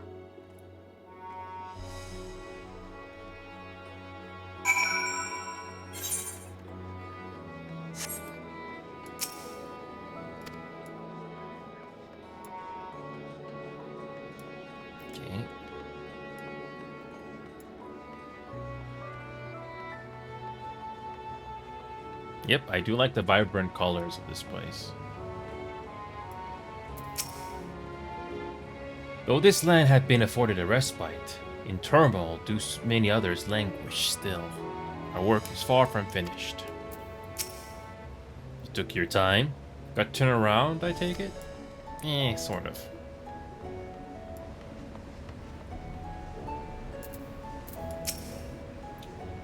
Excellent. You're in time to hear the latest good news. I'm quite well now, I assure you.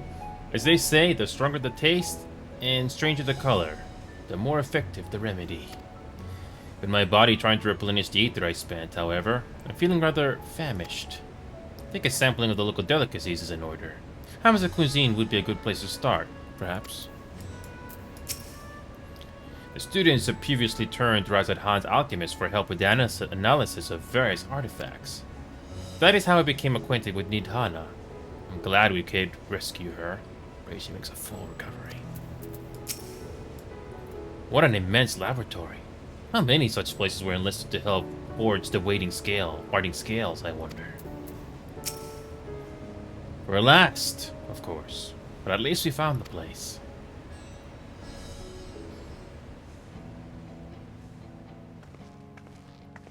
These are the talismans we were promised.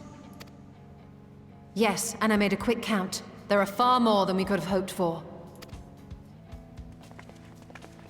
Enough to outfit an entire company of soldiers, in fact. Considering the involved process, that they were able to manufacture so many in such a short span of time is nothing short of a miracle. Once we have distributed them to our allies in Eorzea and the Far East, we'll have a fighting chance to bring down the other spires, just as we did with the Tower of Zot. Or we could use them to invade Garlemald proper, and strike directly at the Telophoroid's base of operations.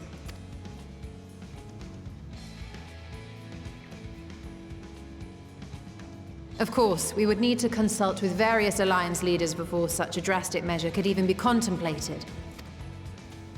To which end, I could set out forthwith and present the idea to each of our allies in person.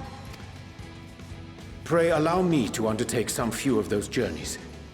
I find myself restless and in need of purposeful duties. I can head eastward. Bosnia and Dalmasca are just a short hop from here. And Doma's shinobi network should come in handy for passing on the word. We shall share the burden then.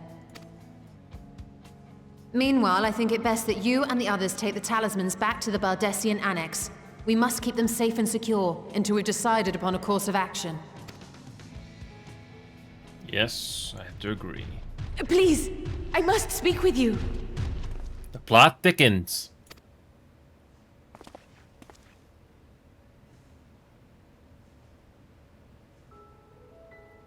Okay. Nidhana, you're awake. Yes. When I spoke with the carer at my bedside, she told me that one of the scions, a young woman, had cleansed me of the tower's corruption. It seems I'd been asleep ever since the treatment. But when I awoke and learned you were all still here, I knew I had to come.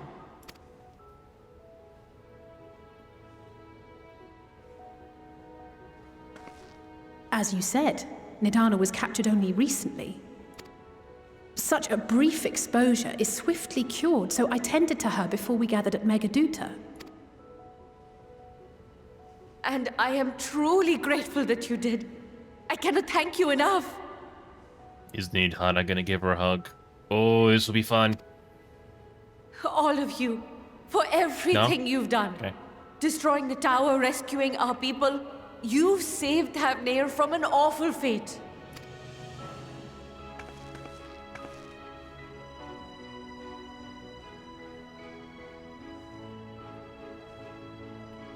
Yet who hath truly saved whom? Due in no small part to thine inspirational courage, the alchemists were successful in reproducing warding scales of proven efficacy. Replications of thy work now stand ready to travel across the seas, unto the hands of those who might wield them against this rising evil. talisman? Is this true?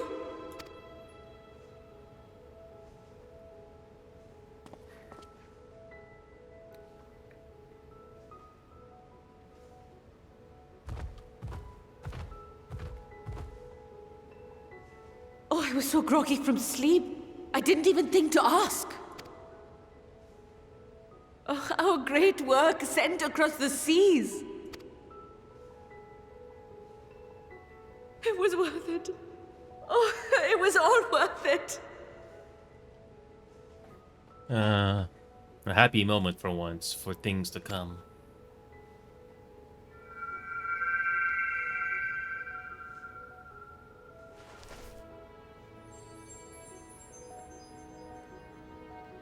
Look at that!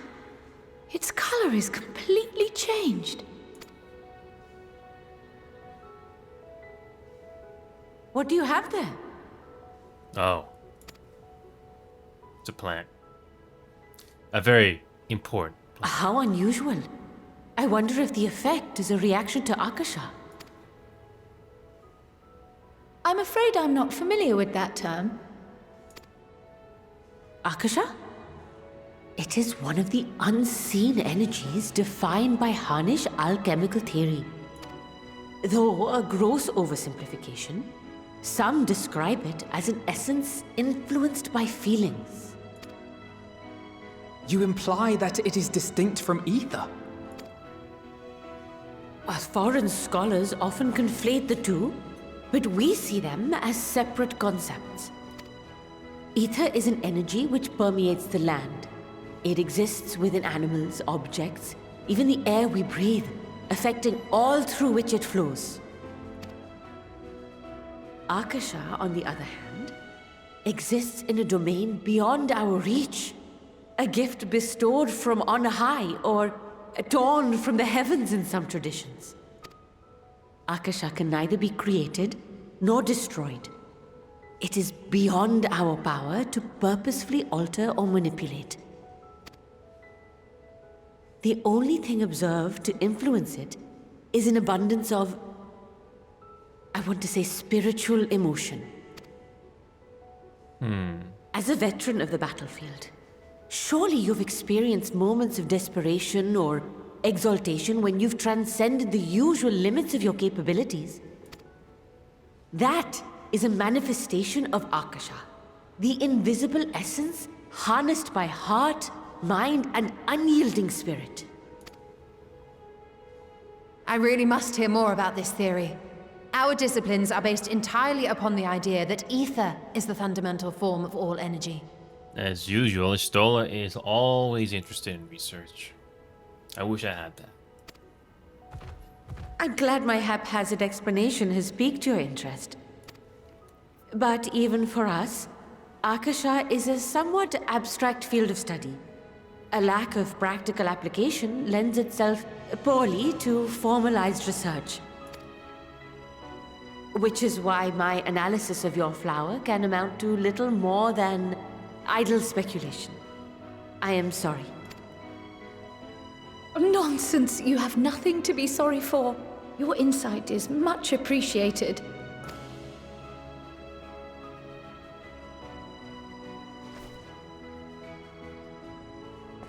Shall we depart for Sharlayan then? I will see to it that the talismans arrive at the Annex. Oh, yeah. And we will be in touch once our talks are concluded. I suggest you rest while you can. From here onward, sleep is bound to be in short supply.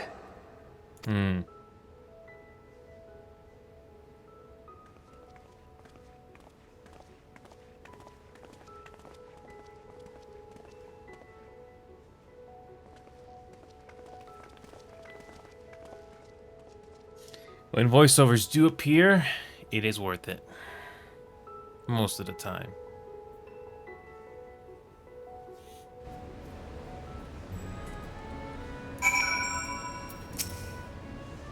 The last thing I remember before being absorbed into the tower is you rushing towards me. I can only imagine the hardships you and yours must have had to overcome to rescue us. No amount of words will suffice to express my gratitude. But I hope the flower's radiant glow says everything I cannot.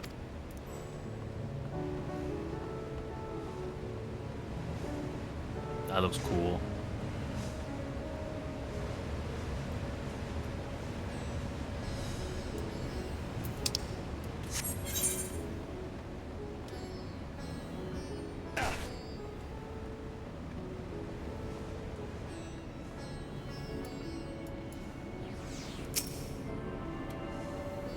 Okay.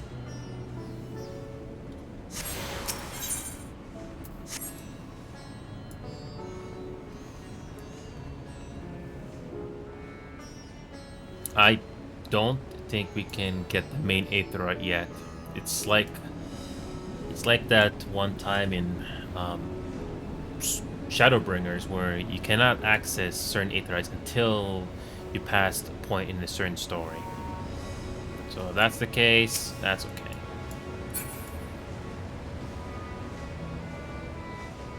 Yeah, I'm gonna go back this hallway and see if I can even attune to that. Probably not. Probably not. It's too early.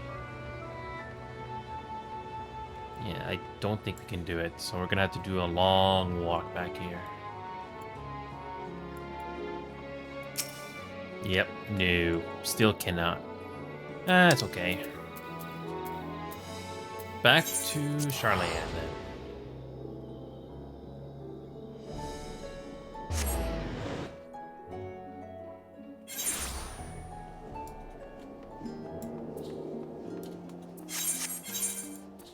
Here we are. We can cover some of the story. Back to dealing with the Forum and why are they so secretive?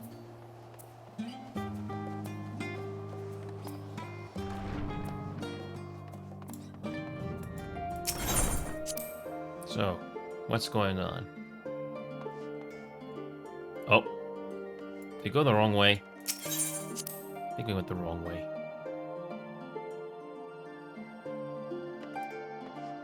Oh, how did I miss that? It's good to be back, and with the fruit of our labors safely in storage. For now, we have but to wait for the others to return from their respective meetings with the Alliance leaders. As Thancred suggested, you should get some rest in the meantime. Welcome back. You have surprised me of your recent accomplishments. What an amazing feat to eliminate a tower and pave the way to deal with the rest. While it isn't much, I've changed your sheets and plopped up your pillow. After all, there's nothing like collapsing in a nice clean bed after completing a major milestone, be it pinning a thesis or defeating Deiform entities. So, you'll take a look at your new improved lodgings now? Yes. Yes.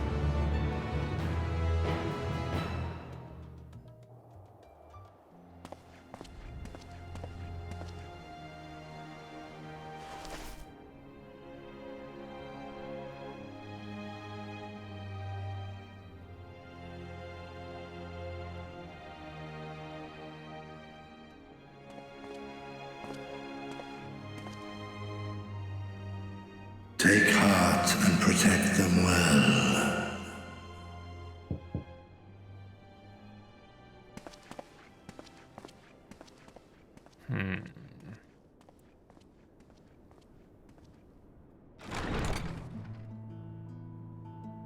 Good, you're here. You haven't eaten yet, have you? We've bought quite a spread if you're interested. Only the finest dining from the last stand. Oh. We get character moments like this finally, after all these years. Finally. But I have a feeling something's gonna happen later in this expansion.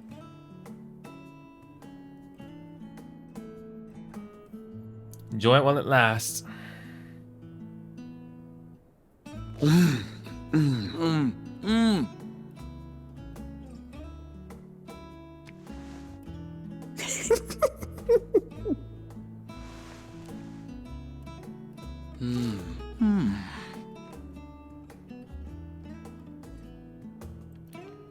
Lest you wonder, we invited Estinian as well.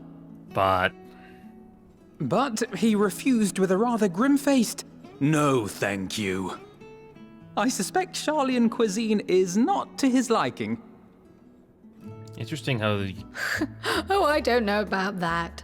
Perhaps our lone wolf just needed some time apart. Interesting you can't skip these cutscenes. Or you can What? stop it. To perfect his brooding stare?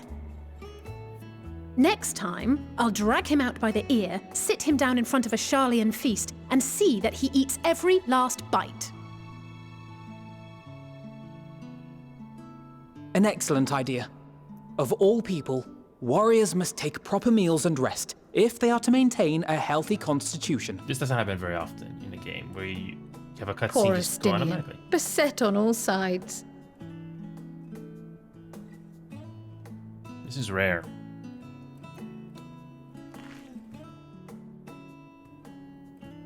Speaking of one's physical condition, Mistress Kryl, I hear you recently played literal host to Heidelin herself. And what an experience that was. Tiring, yes, but no lasting harm done. If anything, I should have liked to speak with her longer. I've not felt a hint of her presence since. Heidelin instructed you to carry that flower, yes?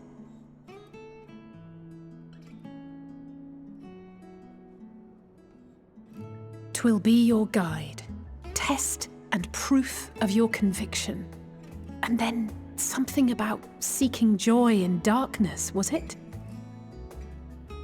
Come to think of it, isn't that what happened with Nidana back in Radzat Han?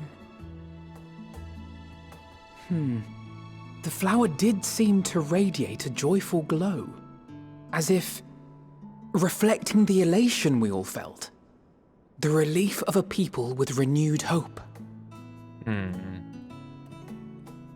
Indeed.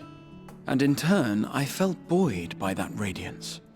'Twas akin to spotting a beacon and knowing we were on the right path. I know we've not yet triumphed over the Telophoroi, or learned the full breadth of the Forum's plans. But even within the midst of our struggles, we find small moments of joy to I sustain wish this us. happened more often in this game. Rare Starting and off hard like this. won, perhaps. But it is this pursuit of happiness that gives us the strength to carry on day after day.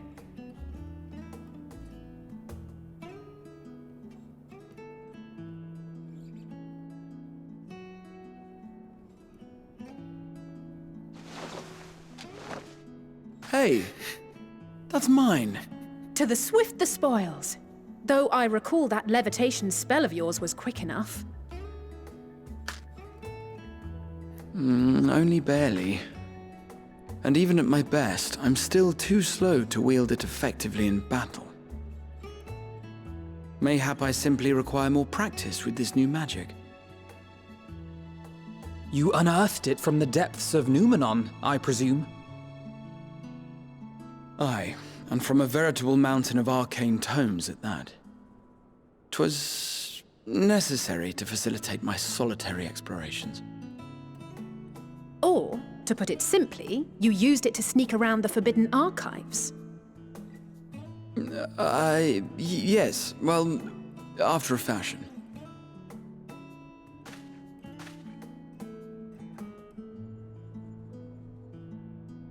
You can tell they put motion capture into this scene.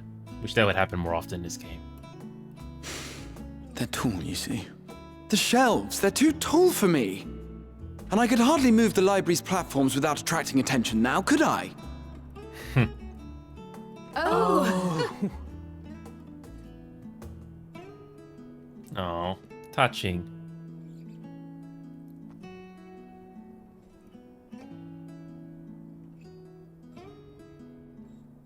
Calm before the storm, right? Yeah. That's a good-looking skybox. Oh yeah.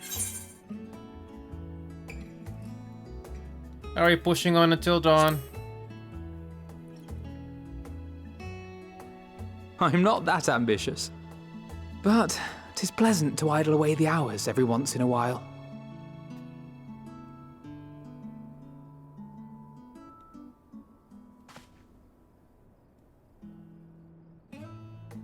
Wait.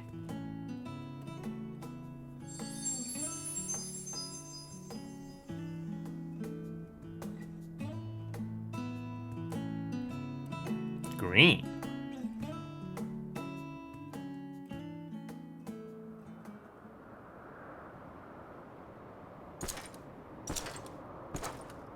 So, Xenos, what's your plan?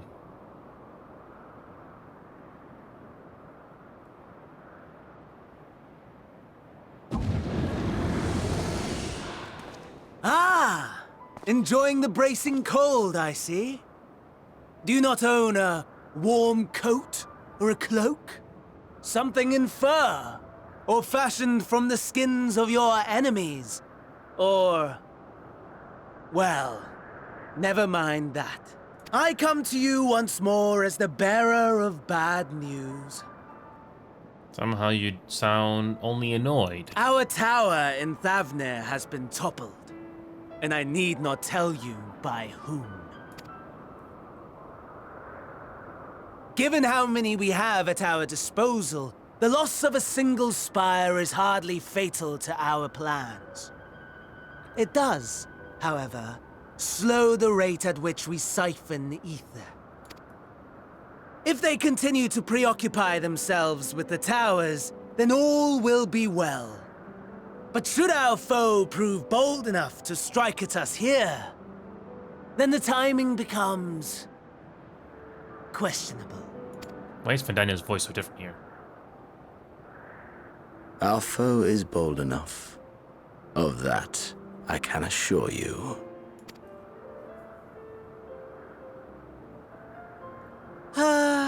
Yes, very well then. I suppose I must prepare a proper welcome. Vandaniel's voice sounds so different here for some reason. Probably not a coincidence. Honestly, talk of your nemesis is the only thing you seem to enjoy.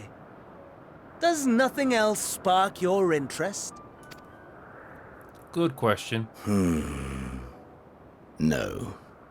All else is... equal. Equally tedious. Equally disappointing. The world is a tepid bog into which we sink, too weak to thrash as the mud clings to our eyes and fills our throats till we blissfully choke. But then came the light, blinding and pure and hot, so very hot, enough to set my soul aflame. I basked in the afterglow, until the void yawned once more. And then I knew the muck would never claim me again. There was naught for me ahead, so I drew the curtain on all that had come before. Burn, burn, let the whole star burn. I will have my contest. I will reclaim my moment.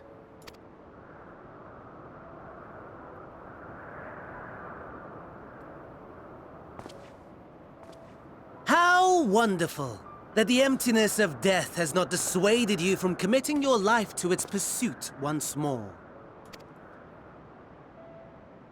I don't know whether to envy you or pity you.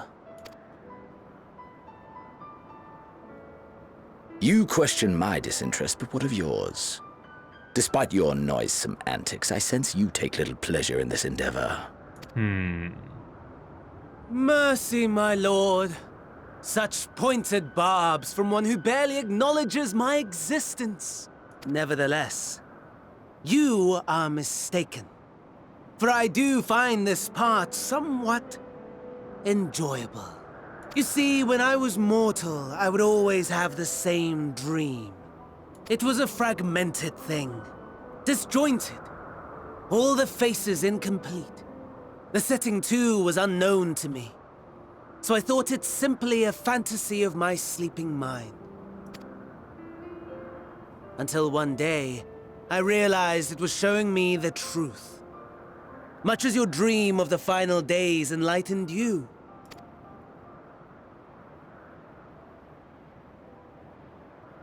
And soon, very soon, the rest of the world will see the truth of my dream, too.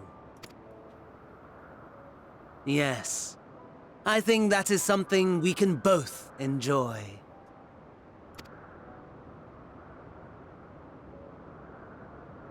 Great shot.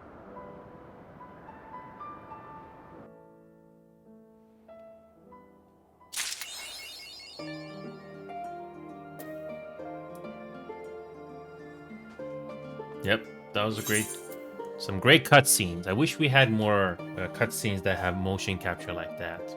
I wish it happened more often, but budgetary reasons, I guess. I don't know. I hope you didn't mind us barging into your room for our late night feast. For what it's worth, it did me a world of good to put our troubles to one side, if only for a moment. You don't have to tell us, Graha. I think you're aware, because in this game, well, at least for the Missionary Quest, that doesn't happen a lot. Sound the bell, school's in. Already? Level 82? Already? Wow. We're progressing pretty fast, aren't we? It's a good thing I did not... level this up. It's a good thing we finished all the leveling, so we didn't have to worry about this. Oh, there you are. Feeling refreshed, I hope? I was about to make my way to the studio as it happens. I wanted to try and speak with the scholar Mont Chain and thank him for coming to our rescue in the rostro. As it turns out, he'd come here to see us following the hearing, only to find that we've already departed for Tavnir. Knowing him, he was probably hoping to chew the chud with his former students. Since we're still waiting for Stool and the others, I thought now the perfect time to pay him a visit. Care to join me? Then it's settled. The twins will be coming too, assuming Elfinode can tear himself away from his new toys. I'll let you relay the troops while I go on ahead to the phenomenon. Considering my recent impropriety, perhaps I should avoid showing my face out of the studio for a time. That might be for the best. If the others should return, tell them we will not be long. Yeah, we'll do one more MSQ here, but I'm glad I did make progress. If Father can master these fiendish contraptions, then so can I! Heading out for a stroll? The scholar himself was here? In that case, what are we waiting for? I am, too, I'm eager to see him, though I somewhat dread the thought of visiting the studio. I dare say a notoriety precedes us. Elfinode of all people worrying over his reputation, and at our alma mater no less. Will wonders never cease. You'll understand soon enough. Off we go.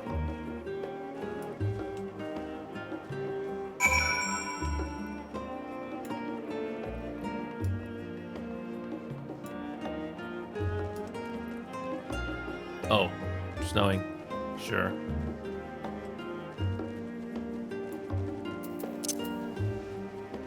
Okay. One more MSQ.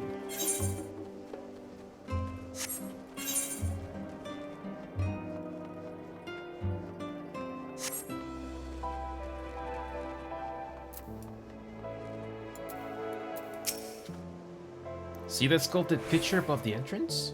That's the mark of Thaliak, the scholar, bearer of the waters of knowledge. It's no exaggeration to say that Charlian itself is one enormous shrine to him, and that's especially noticeable here in the studio. It feels like only yesterday that I first walked through these doors.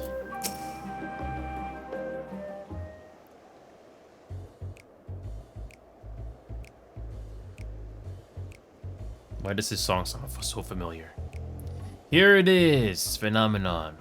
While I expect you made note of it before, one can hardly miss it.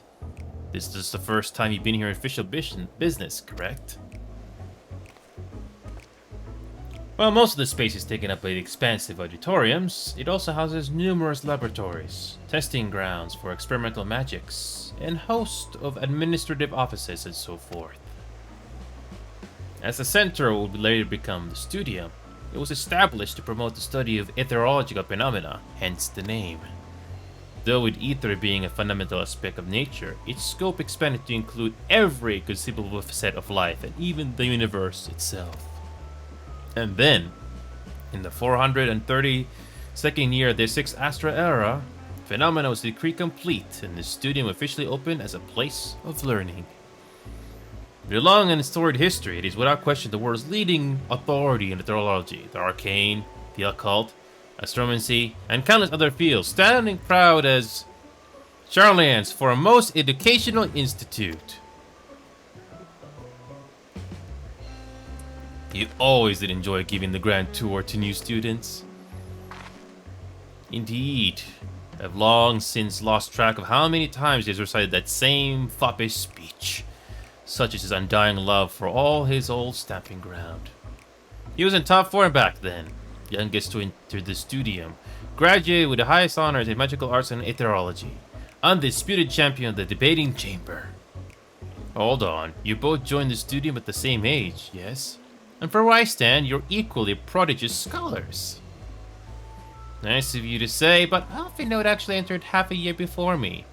Nor did I do well enough to graduate with honors. I'm certainly not the student's most notorious master debater. In all respects, have I ever been in his shadow, if nothing else, just remember that this was where the legend of Alphinote Levillier began. We should expect everyone to be fully aware of our recent escapades. Hopefully we'll be somewhat more welcome here than we were at the last stand. I know better than anyone the adoration the student body has for Alphinote. And with a bit of luck, it might work to our advantage. Well, there's no time like the present. First things first, let's look for Scorlac Montechain. Other faculty tend to frequent their offices, but unfortunately for us, he's fond of wavering wheresoever his whims take him. Let's split up and ask the students if they've seen him. Hopefully we'll get a voiceover.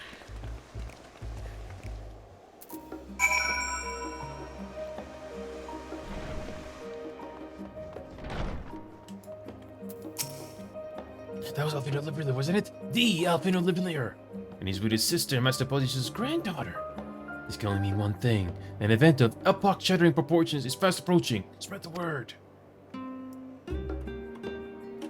Oh, sorry.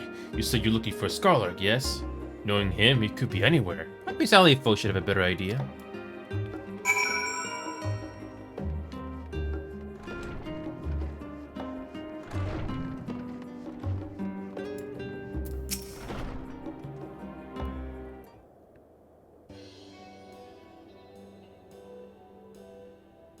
Are you lost? Wandering off the street, perhaps? Wait, don't tell me. You're a trainee gleaner fresh off the guild ship, am I right, aren't I? Oh, how silly me. An orientation is in order. Allow me to bid you a warm welcome to Searcher's Meet. Let me start with a question. What is the most important thing you'll find in the studium? That's right, books. And what's the second most important?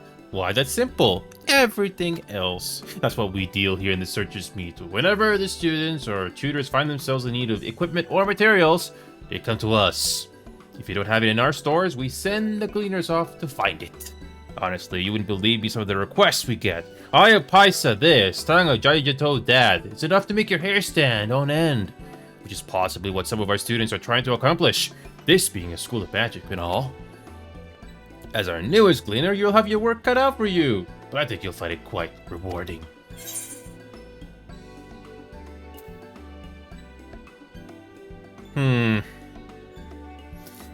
I've tracked down many miscellaneous knickknacks in my time, but I'm no gleaner. Oh, what you're telling me is you're not a gleaner? Yes, that's exactly what you said, isn't it? Are you looking for a Scarlark? Afraid we won't have any of those stocking, but I can— Oh, you mean him. He was here, but now he's not. I did speak with him shortly before you arrived, though. He said he was on his way to Maker's Meet. Go back the way he came, and you'll see on the opposite side of the entrance. It's a laboratory of sorts, home to many rare and expensive curios, not to mention alarmingly frequent accidents. If you lose your way, just follow the blood-curdling screams. In the time it's taken me to tell you all of this, the Scarlark has probably already left. It's luck finding him, but feeling you'll need it. Sure. If it wasn't for the minimap, it's easy to get lost sometimes.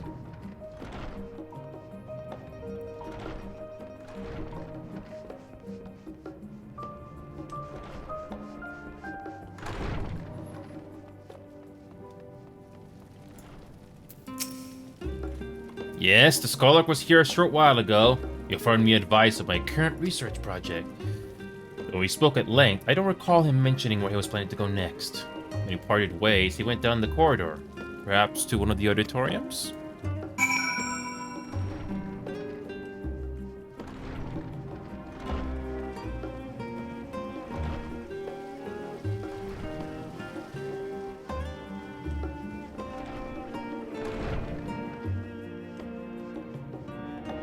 Okay.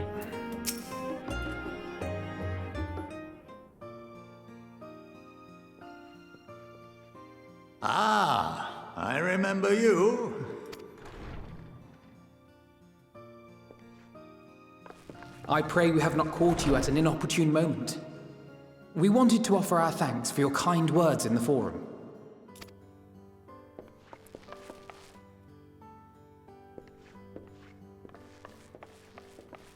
Well, I could hardly let that inquisition go unchallenged. I've always believed that curiosity should be nurtured, not stifled. Thankfully, a majority of my colleagues agreed. A slender majority, aye, but a majority nonetheless. Had the vote not gone our way, we would be having a very different conversation, if any at all.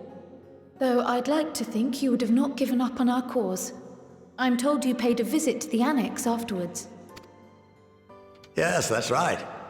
I was hoping to speak with the grandchildren of my dearly departed friends Galuf and Louisoix in a less dour setting.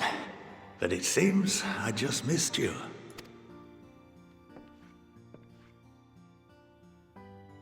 I still can't believe how much you've grown. If only your grandsires could have seen the way you presented yourselves to the Forum.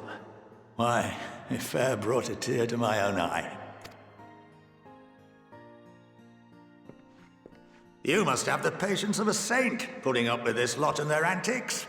Never mind Matoya's prize student. I think the game is breaking the fourth wall here. Luckily, I know a thing or two about managing unruly younglings. If you ever need advice, don't hesitate to ask. Oh, the wink on the eye.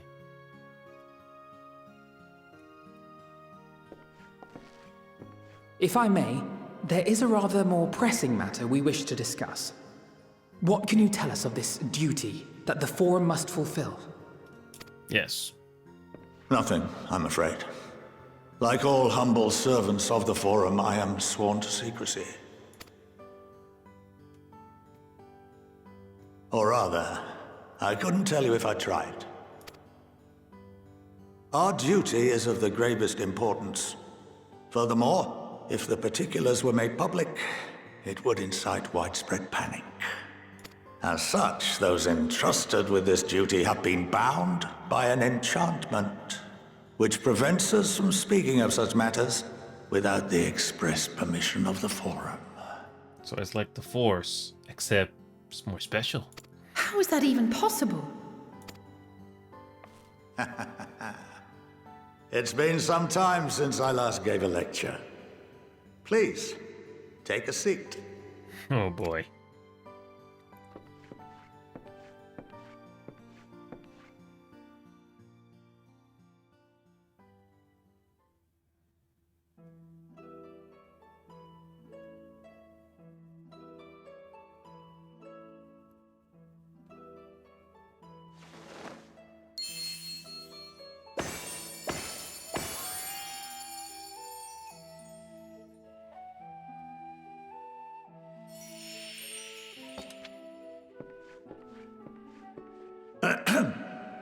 We shall begin by reviewing the fundamentals of etherology. The ether, which imbues us with life, can be categorized into three forms. Two are of the incorporeal sort, the soul, and the memory. Can anyone tell me the third? I don't know if I can. I don't know. Corporeal ether, or is it magic? I doubt it. Yes, very good. This is the form with which the layman is most familiar. Consumed by even the simplest of daily activities, and replenished by the food and drink that sustain us, this form of ether is in constant flux. In contrast, the ether that comprises the soul is rarely subject to dramatic change. The same can be said for memory, as the two are intrinsically linked.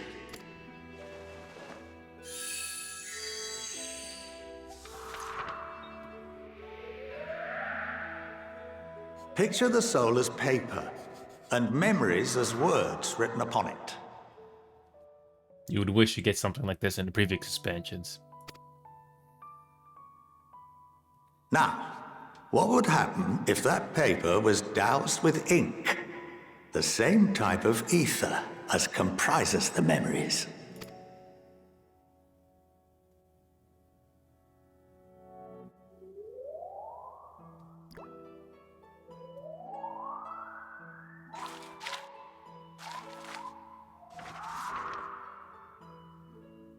It would blot out everything that was written. Precisely. We would be unable to recall the memories, and any activities that depend upon them would be hindered as well. In fact, this exact phenomenon was observed on a vast scale not so long ago. And what might that have been?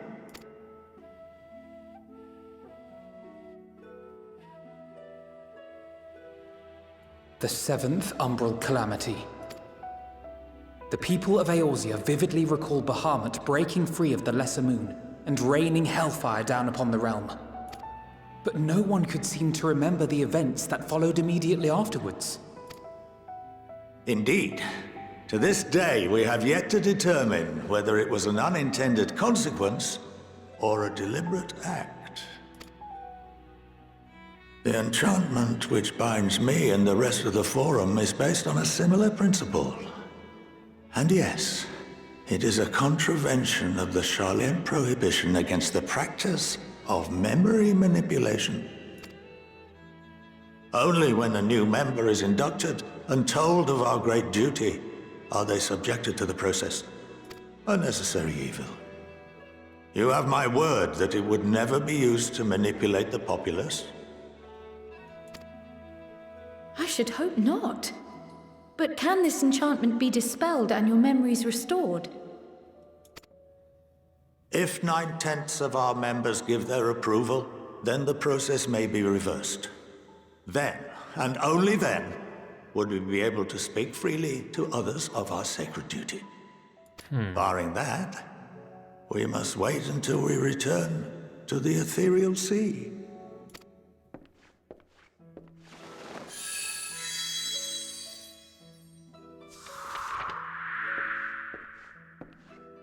For there we will be purified, the blots upon our souls washed clean.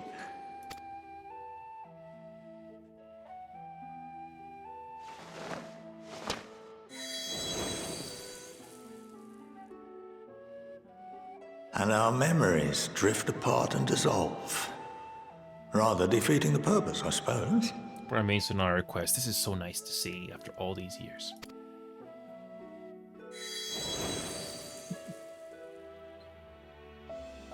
But there are those memories that are indelibly etched upon our souls, some believe. What happens after that? We are reduced to pure ether, coalesce with that of others, and create souls anew. Alternative schools of thought assert souls remain whole and return to the corporeal world, reborn into another form. Both theories have their proponents. Personally, I consider each equally probable.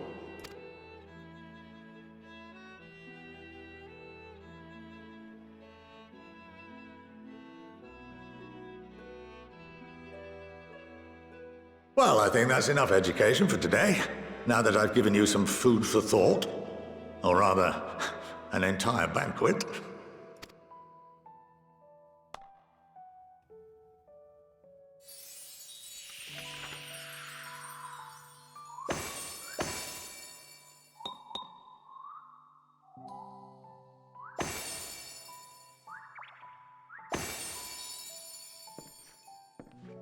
I would remind you that although I'm unable to assist you with certain matters, the resources at my disposal may still be of use to you. Here we go. I'll arrange for you all to be given the run of Phenomenon. Of course, as associate to our alumni and the students of Baldessian, this privilege is extended to you as well, my friend. Oh, and I suggest you speak with Ki Aliapo. She's well known among the artisans of Sharlayan, and her network of contacts may prove useful in your search for knowledge. I wish you all the best in your pursuits, wheresoever they may take you.